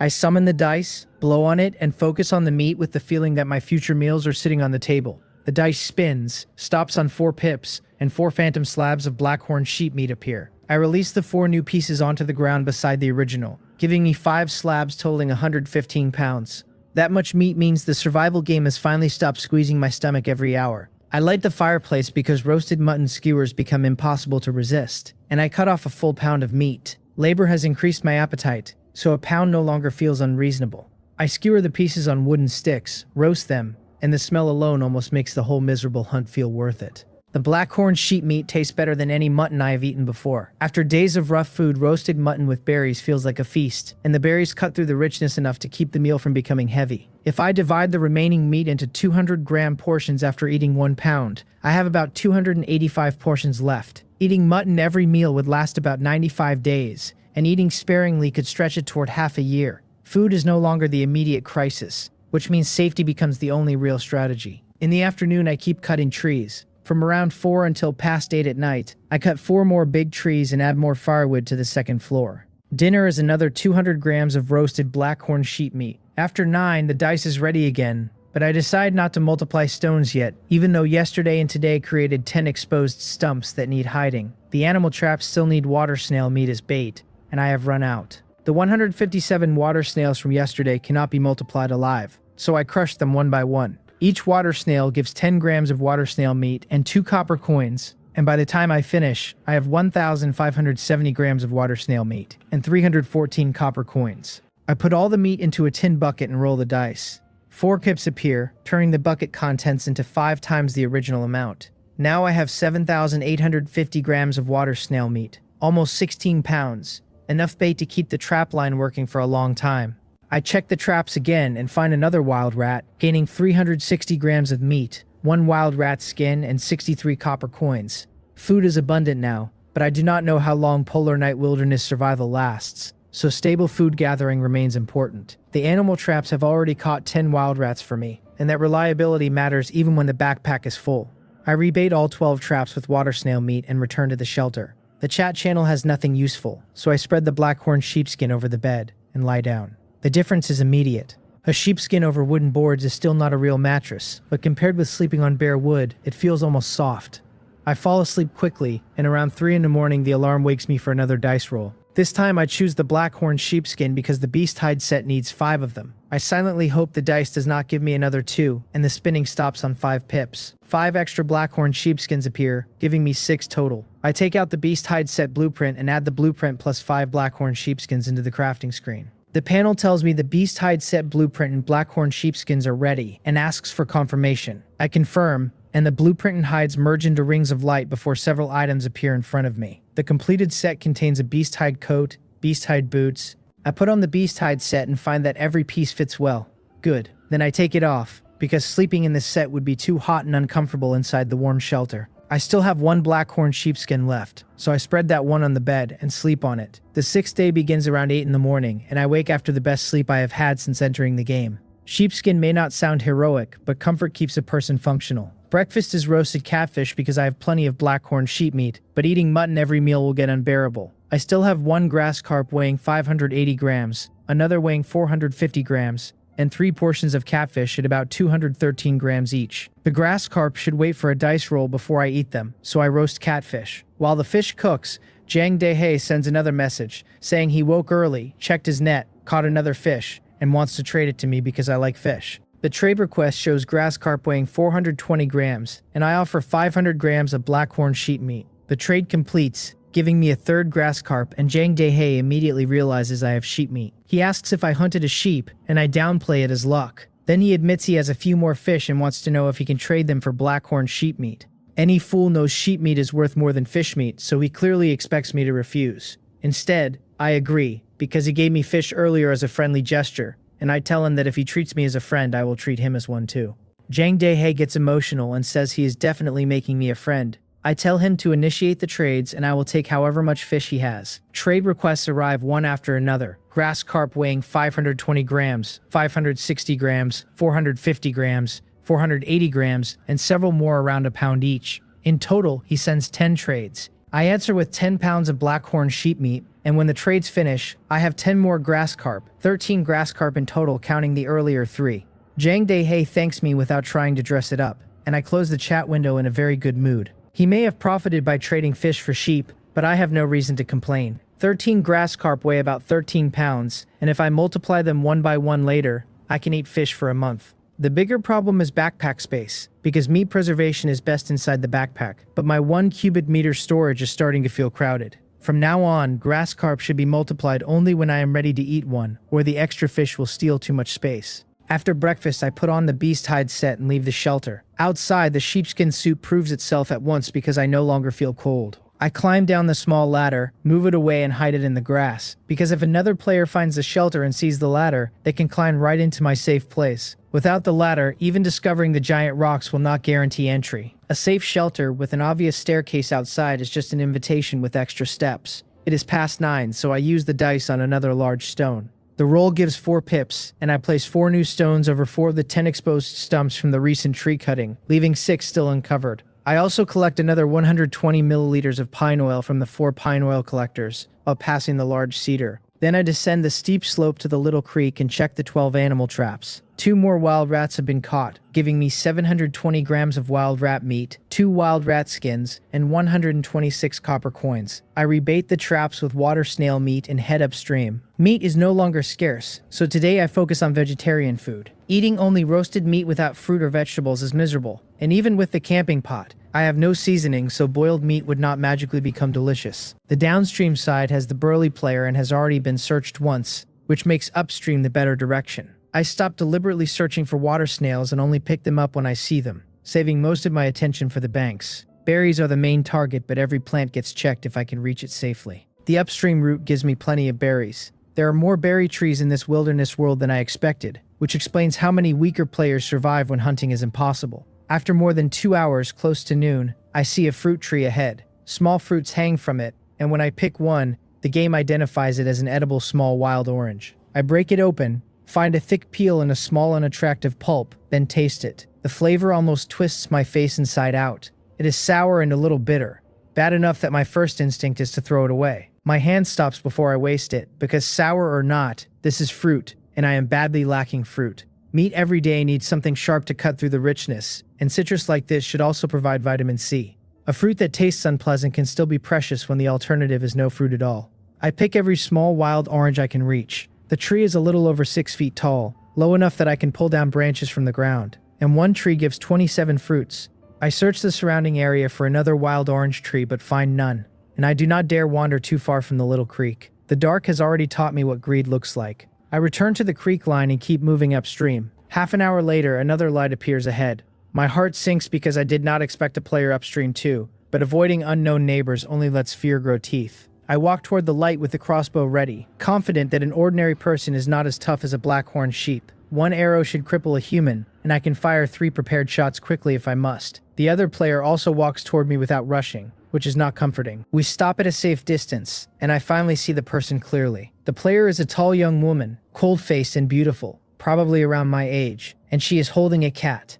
That detail matters more than her face. The cat is entirely silver white, with jewel-bright eyes in the darkness, and it looks at me with a gaze that feels too aware for an animal. A beautiful woman in a polar night wilderness is surprising, but a beautiful woman with an eerie cat is the kind of surprise that makes my skin tighten. The dark wilderness makes that scene worse. She sees my crossbow, then looks over the beast hide set on my body, and asks whether I am the downstream player. I confirm it. She points to a giant rock beside the little creek and proposes using it as the boundary, with downstream belonging to me, upstream belonging to her, and neither of us interfering with the other. The words sound painfully familiar after my meeting with the burly man, but this time I agree because the woman and the cat feel far more dangerous than they look. She warns me not to cross the line in the future, and I agree again. Then her attention returns to my beast hide set, and she asks whether I have extra beast hide after collecting the 5 units required for the set, because she can trade something for it.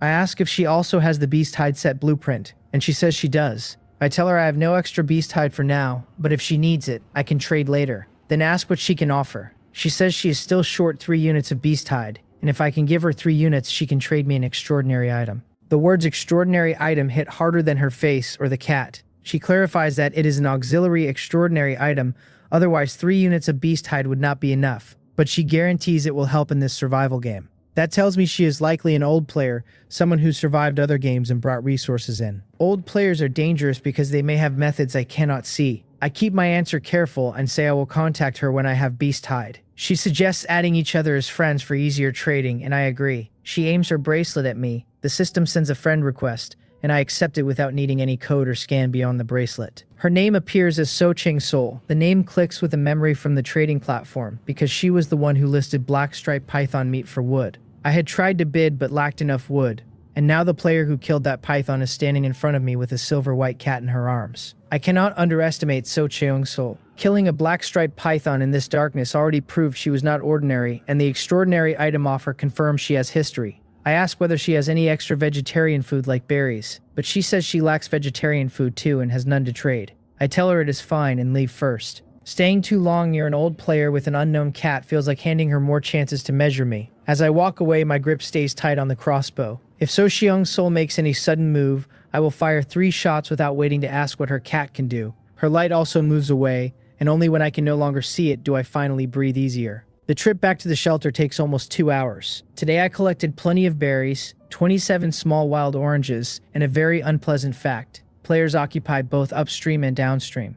My movement range has shrunk. Downstream has the burly man, upstream has So Chung Sol, and my shelter sits between them like a secret I cannot afford to expose. I move the hidden ladder, enter the shelter, descend to the first floor, and light the fireplace. Lunch is roasted blackhorn sheep meat, eaten while I sort through what the meeting means. I have food and wood, but other players have become the greatest threat. After lunch, it is past 3 in the afternoon, and I choose another large stone in the rocky area for the dice. The roll gives 4 pips, and I place 4 new stones over 4 of the 6 remaining stumps, leaving only 2 uncovered. The rocky area now has a real shape, a jumble of large stones and forest that forces anyone approaching the shelter to pass through confusing gaps. A rational player should not enter that kind of maze in the dark. If someone stubborn does wander in, I still doubt they will find the exact route to my shelter. Meeting So Cheong Sol makes me feel a level of insecurity I have not felt before. I decide that hiding the shelter is not enough, and over time I need another ring of large stones 20 to 30 meters outside it, a real wall of confusion around my base. That can be built slowly because food is no longer urgent. I can keep multiplying large stones instead of chasing meals every dice cycle. A man with enough meat should buy safety with every spare roll. I spend the rest of the afternoon cutting trees. Only 3 more big trees are needed to fill the second floor with firewood, so I cut them, process them, and haul everything inside. By around 7 in the evening, the second floor is packed with wood, and that goal is complete. It is only the 6th day of the survival game, yet I have plenty of food and plenty of wood. From this point, I can hunt nearby with animal traps, fetch water from the little creek, and avoid long trips except when I need vegetarian food. The one regret is still fruit and vegetables. If I had enough vegetarian food stored, I could stop ranging far from the shelter almost entirely and simply defend the base. After chopping the trees, I clean the area around the shelter, removing traces of my previous activity and hiding whatever cannot be removed under weeds and fallen leaves. I want any passing player to circle the outside, see nothing worth investigating, and leave. Even if someone insists on wandering into the jumble of stones, the shelter itself should stay hidden. With the traces cleaned, I prepare dinner. Roasted fish sounds better than more lamb, because alternating between roasted blackhorn sheep meat and roasted fish keeps meals from becoming too tiring. I still have 2 portions of catfish weighing about 213 grams each, so I take one out and roast it over the fire. My daily labor makes hunger arrive fast, and I eat a lot now without feeling wasteful. After the fish, I eat berries, and compared with most players, my meals are already good, while many of them are still starving. After dinner, it is already past 9, and the threat sitting heaviest in my mind is no longer hunger, but other players. I return to the rocky area behind the shelter, because the maze outside still needs work. Choose a big tree a little over 13 feet tall, and use the dice on it. The roll lands on 3 pips, giving me 3 extra big trees. 5 stumps remain exposed, so I press 3 of them down with the new big trees, camouflage the area with leaves, and leave the last 2 for tomorrow because I am not cutting any more trees tonight. Once the cover is handled, I go to the 12 animal traps. The line rewards me again with 3 wild rats, each giving wild rat meat weighing 360 grams, 1 wild rat skin, and 63 copper coins. Altogether, that means 3 portions of meat, 3 skins, and 189 copper coins. Another good harvest, almost too good with the novice protection period about to end. I cannot help wondering whether the traps will still be this generous once the game stops being polite. Back in the shelter, I placed the 3 new wild rat skins, with the 12 I already have. So Chung Soul needed 3 units of beast hide, which means 60 wild rat skins, and the auxiliary extraordinary item she offered keeps circling in my head. If I collect a few more skins, then multiply them with the dice, 2 units of beast hide might be enough to make that trade ridiculously profitable. The thought is too tempting to ignore. An extraordinary item is not a phrase anyone in this world should treat casually. The night is still early, so I tally my wild rat meat. The traps have caught 15 wild rats total, and 4 of those were multiplied by the dice, giving me about 18 pounds of wild rat meat after a lucky 4 pip roll. I traded 1 pound to Jiang Dehe, leaving about 17 pounds, and 11 more wild rats still have not been multiplied at all.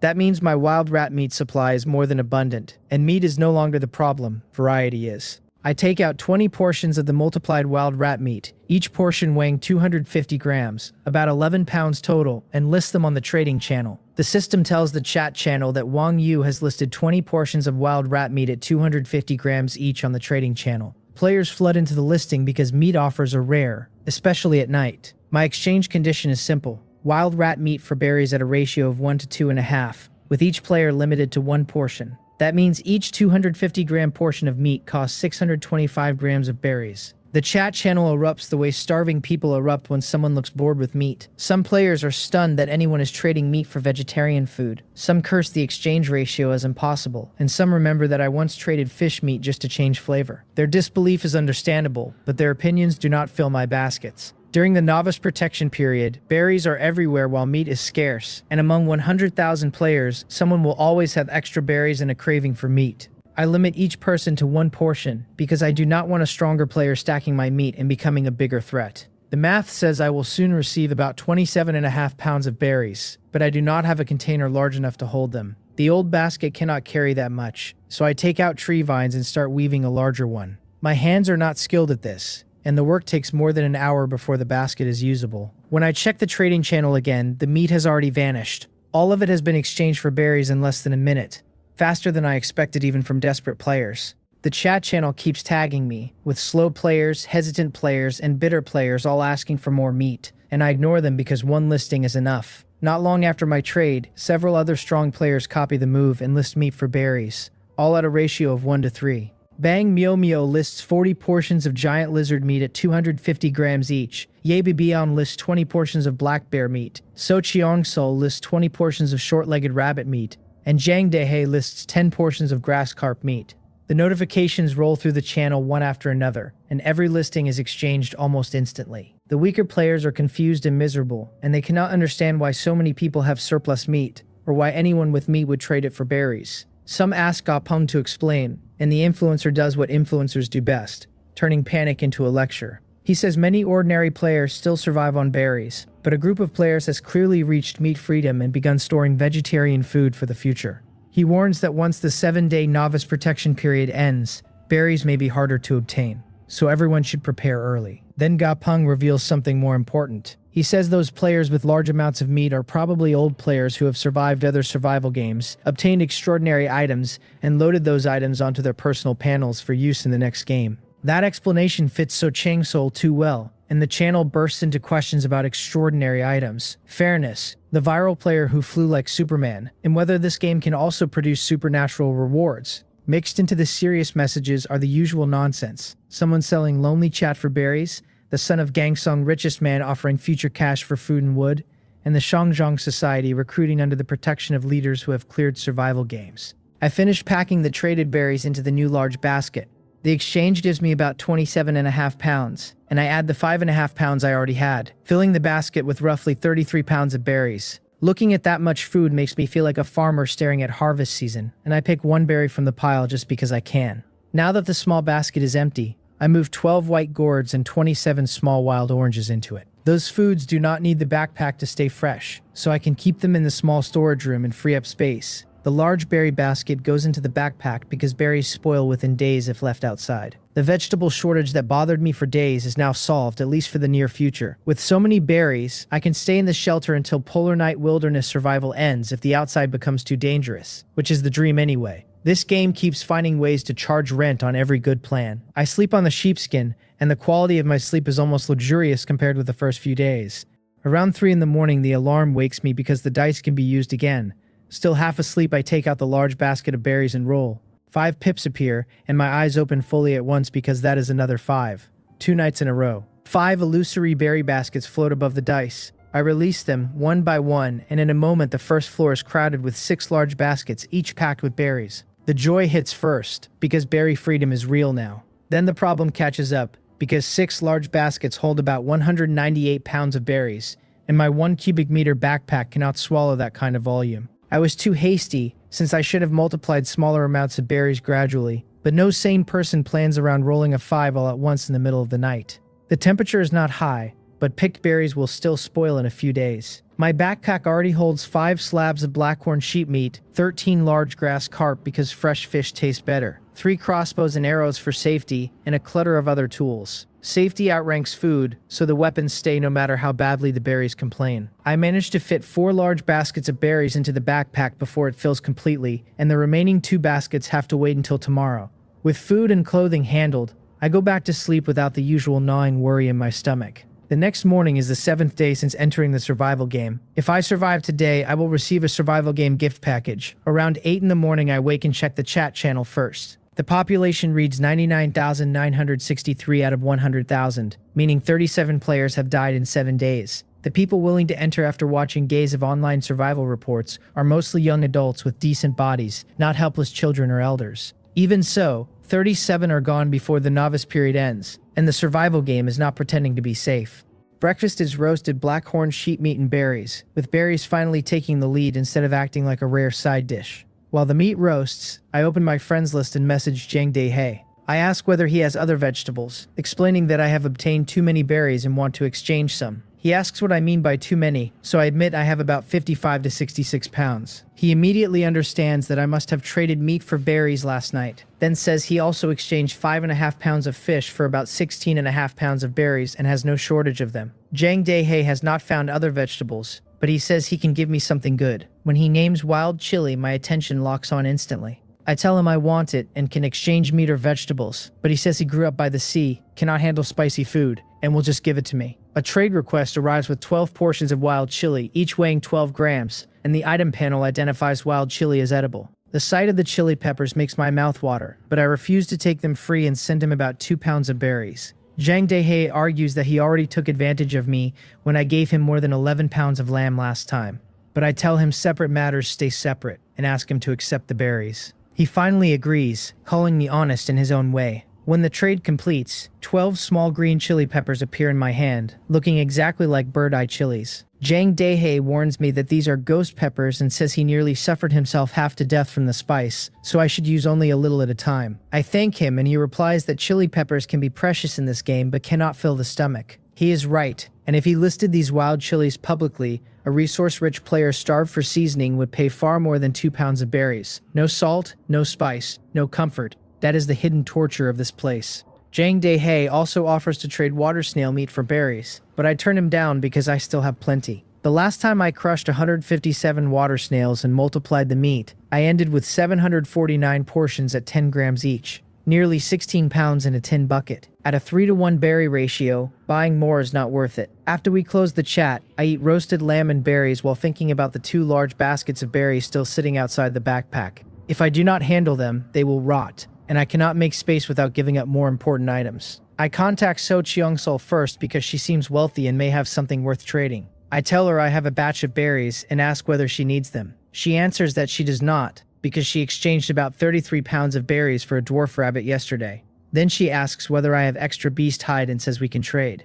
I tell her I should be able to gather 3 units within the next couple of days, and she tells me to find her when I have them. So Cheong-sul refusing berries is annoying, but it also confirms she is not an ordinary starving player. Next, I think of Bang Myo Myo, the player who traded me giant lizard meat for fish meat before. I send her a friend request and note that I have dozens of pounds of berries to sell. She adds me soon after and asks if I really have that much. When I confirm it, she says she exchanged for about 66 pounds of berries yesterday and does not lack them either. Bang Myo Myo asks instead whether I have other meat, offering giant lizard meat at a ratio of 1.5 to 1. She remembers my fish meat tasting good and asks if I still have any. My mouth twitches when I read that, because she has enough giant lizard meat to talk like she lives in a lizard den. The 13 grass carp in my backpack have not been multiplied yet, so I refuse to spend fish now. I tell her I have high quality meat but want a 2-to-1 ratio. When Bang Myo Myo asks what kind of meat, I answer lamb, and she agrees immediately before asking how much I have. After a moment of calculation, I take out about 16.5 pounds of blackhorn sheep meat and send the trade request.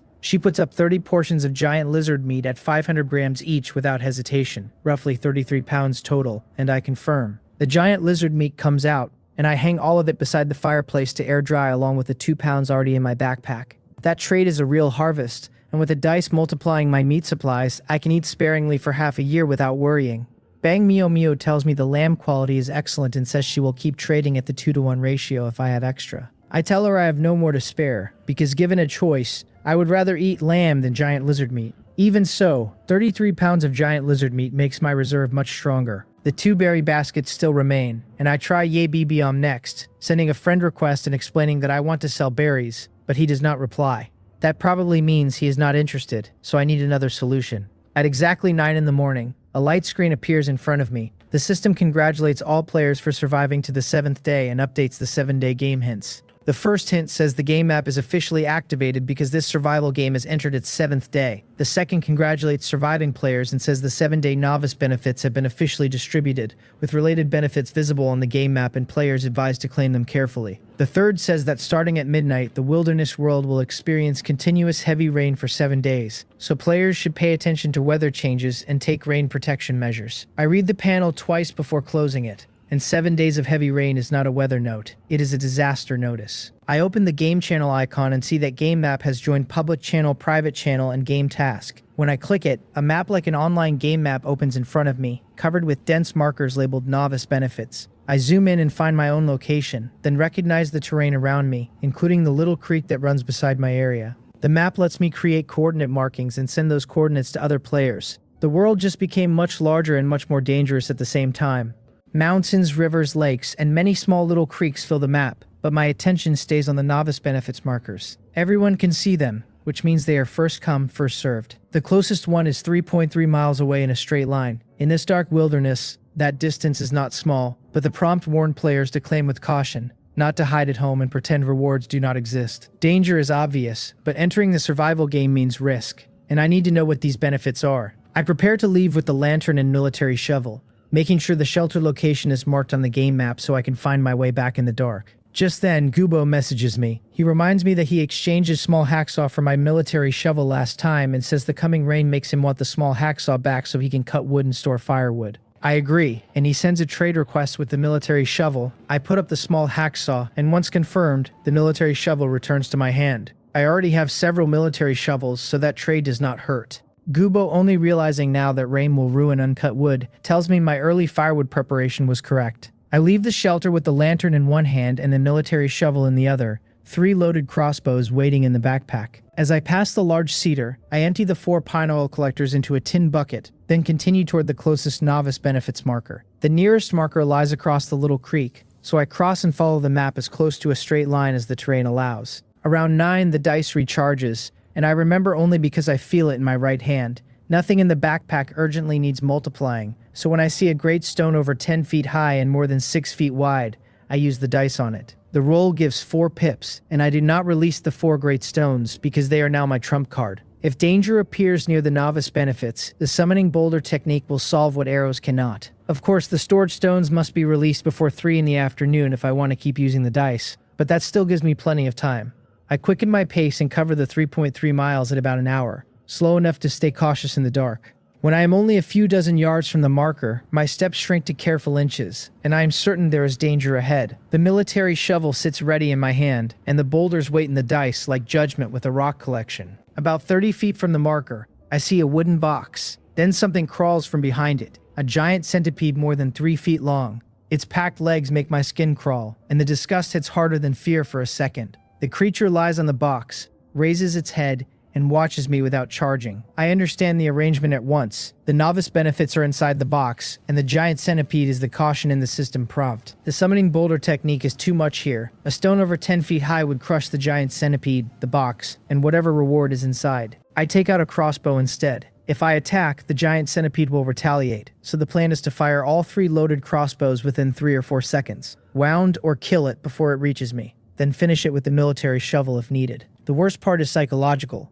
and most people would freeze before attacking something that looks like a nightmare with too many legs. I breathe deep, aim for the giant centipede head, and fire. The arrow strikes, and the huge body twists violently, its legs scrambling over the wooden box. And I do not let disgust slow me. I store the first crossbow, draw the second, aim at the body, and fire, then swap again and fire the third arrow. The third hit lands, and the giant centipede disappears, leaving a prompt on the ground. Relief rolls through me because the crossbows handled it without close combat. The panel identifies the drop as a giant centipede poison tooth, an item containing potent venom that kills instantly once it touches blood. I pick up the small connected teeth, understand what they are, and almost throw them away on instinct. If that giant centipede had bitten me, I would be dead, and the word instantly is doing a lot of ugly work. Then my fear turns into calculation, and venom that kills on blood contact is not only danger, it is a weapon. If I smear it on crossbow arrows, even a graze could become fatal, especially against armored players. I wrap the poison tooth in several layers of big tree leaves and store it carefully in the backpack, planning to study it back at the shelter where one careless move will not end me. Then I circle the wooden box instead of opening it recklessly. Caution has kept me alive longer than bravery has. The box is not sealed, so I use the military shovel to pry open the lid from a distance. Inside, the lantern reveals edible salt and white rabbit cream candy. The salt is a 200-gram pack, exactly what I need most, and the candy has 20 pieces each, 3.6 grams. After almost a week of salt-free food, the salt feels like treasure. The candy is not for snacking either, because sugar can replenish strength during future wilderness trips. I store both items immediately, and the 2 excellent rewards make me wonder whether all novice benefits boxes hold useful survival supplies. My first urge is to open the chat channel and see what other players found, but I stop myself and open the game map instead. Looking at other people brag is stupid when markers are still available. The marker under me has disappeared, proving claimed novice benefits vanished from the map. The nearest remaining marker is only about 2.4 miles away. I reload all 3 crossbows, put them in the backpack, and move with the lantern in one hand and military shovel in the other. The terrain keeps me from walking a perfect straight line, but my pace stays fast because other players can see the same marker. More than half an hour later, I am only a few dozen yards away, and the marker is still there, which is good. I approach step by step and see another wooden box, then another giant centipede climbing onto it. This time my fear is duller because I have killed one already. The sequence becomes almost mechanical, and I take out a crossbow, shoot the giant centipede in the head, then follow with 2 more arrows before it can close distance. The creature disappears, leaving another giant centipede poison tooth with the same warning about potent venom and instant death on blood contact. I wrap the poison tooth in big tree leaves and store it, then open the box carefully. This one contains another 200-gram pack of edible salt and 5 amoxicillin capsules. Medicine is a life-saving resource in this world, useful for colds, fevers, infected wounds, and whatever else the wilderness throws at me. 5 pills are too few, which means they must be multiplied with the dice later. The first box and second box feel similar in value, both very much worthy of the risk. I checked the game map again, but the closest novice benefits marker now lies 8.5 miles away. That would take 2 or 3 hours at least, probably too late with so many players moving, and while I hesitate, a light appears ahead. I immediately load all 3 crossbows, keep one in hand, and watch the light move closer. It seems another player was heading for this marker, just too late. When the player reaches about a dozen yards away, I recognize him as the burly man from downstream of the little creek. He recognizes me too, and this time he does not act polite. He tells me in effect that he was just about to find me and demands everything in my backpack. As he brandishes a military shovel and prepares to attack, I notice his confidence source. He is wearing a full rattan armor set with only the eyes exposed and carrying a huge wooden shield. That equipment is built specifically to counter my crossbow. I ask, through the message of my stance, more than surprise, whether he prepared it after our last meeting just to block my arrows. He admits it proudly, convinced my broken crossbow cannot hurt him, and demands the novice benefits too. Then he charges. Some people manufacture their own funerals and act shocked when delivery is fast. I activate the summoning boulder technique, and a great stone appears above the burly man and drops. His terrified scream cuts off under the stone as it crushes him into the ground, and then there is nothing left but the boulder. I walk over and check, but there is no trace of him visible. The great stone is too large for me to move, so if he dropped items, I cannot reach them. That is a pity, and I would have liked to know whether killing a player drops backpack items, especially after he came wrapped in handmade armor and carrying a shield. Still, being alive is the better reward. The far marker remains on the map, 8.5 miles away, but I give up on it because too many players will be closer and faster. I start back toward the shelter. I have not walked far before another light appears ahead, moving fast enough to make me tense. Soon, I recognize So Chung-sul, but she is not holding the silver-white cat this time. She is riding a magnificent silver-white big cat 2 or 3 meters long, bigger than a tiger, and the cat has grown into a mount. I watch her warily, ready to drop another boulder if she makes the wrong move. So Chung-sul only glances at me, turns the big cat, and leaves toward the far novice benefits marker. The speed of that mount explains why she can still chase a marker 8.5 miles away while I cannot, and I breathe easier once she is gone, then continue back. More than 2 hours later, around 1 in the afternoon, I reach the little creek near the shelter, but I do not go inside yet. I left in a hurry this morning, so the 12 animal traps need checking. The traps produce another 3 wild rats, and I receive 3 portions of wild rat meat at 360 grams each, 3 wild rat skins, and 189 copper coins. That is another suspiciously generous harvest compared with earlier days, as if the game is giving one last push before the novice period ends. I rebait all 12 traps with water snail meat and head back. Passing through the forest, I release the 3 remaining stored great stones from the dice. 2 great stones crush the last 2 stumps that were left uncovered yesterday. The final great stone goes 20 to 30 meters from the shelter, part of the outer defensive wall I plan to build over time. My first defense is the maze of scattered stones and forest near the shelter, while the second will be a wider stone barrier.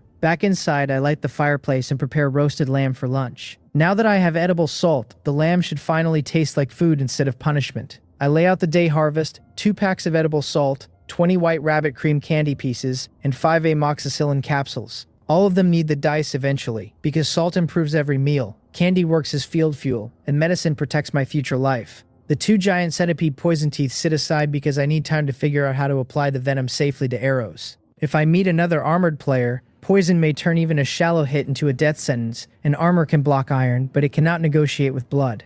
The lamb skewers finish roasting, and edible salt changes everything, because after 6 or 7 days of bland meals, salted lamb tastes almost unfairly good. I eat quickly, but I do not rest afterward, because the game says heavy rain will begin at midnight and continue for 7 days. The weather forecast confirms 7 days of heavy rain, and my mind immediately goes to flooding, mudslides, leaks, ruined firewood, and drowned shelters. My own shelter is high enough and lacks a steep slope nearby, so mudslides are unlikely, but water seepage still worries me. I climb to the top of the giant rocks and inspect the shelter. The roof has not been sealed yet, but that can be solved today because the second floor is already full of firewood and I already found large stone slabs near the little creek.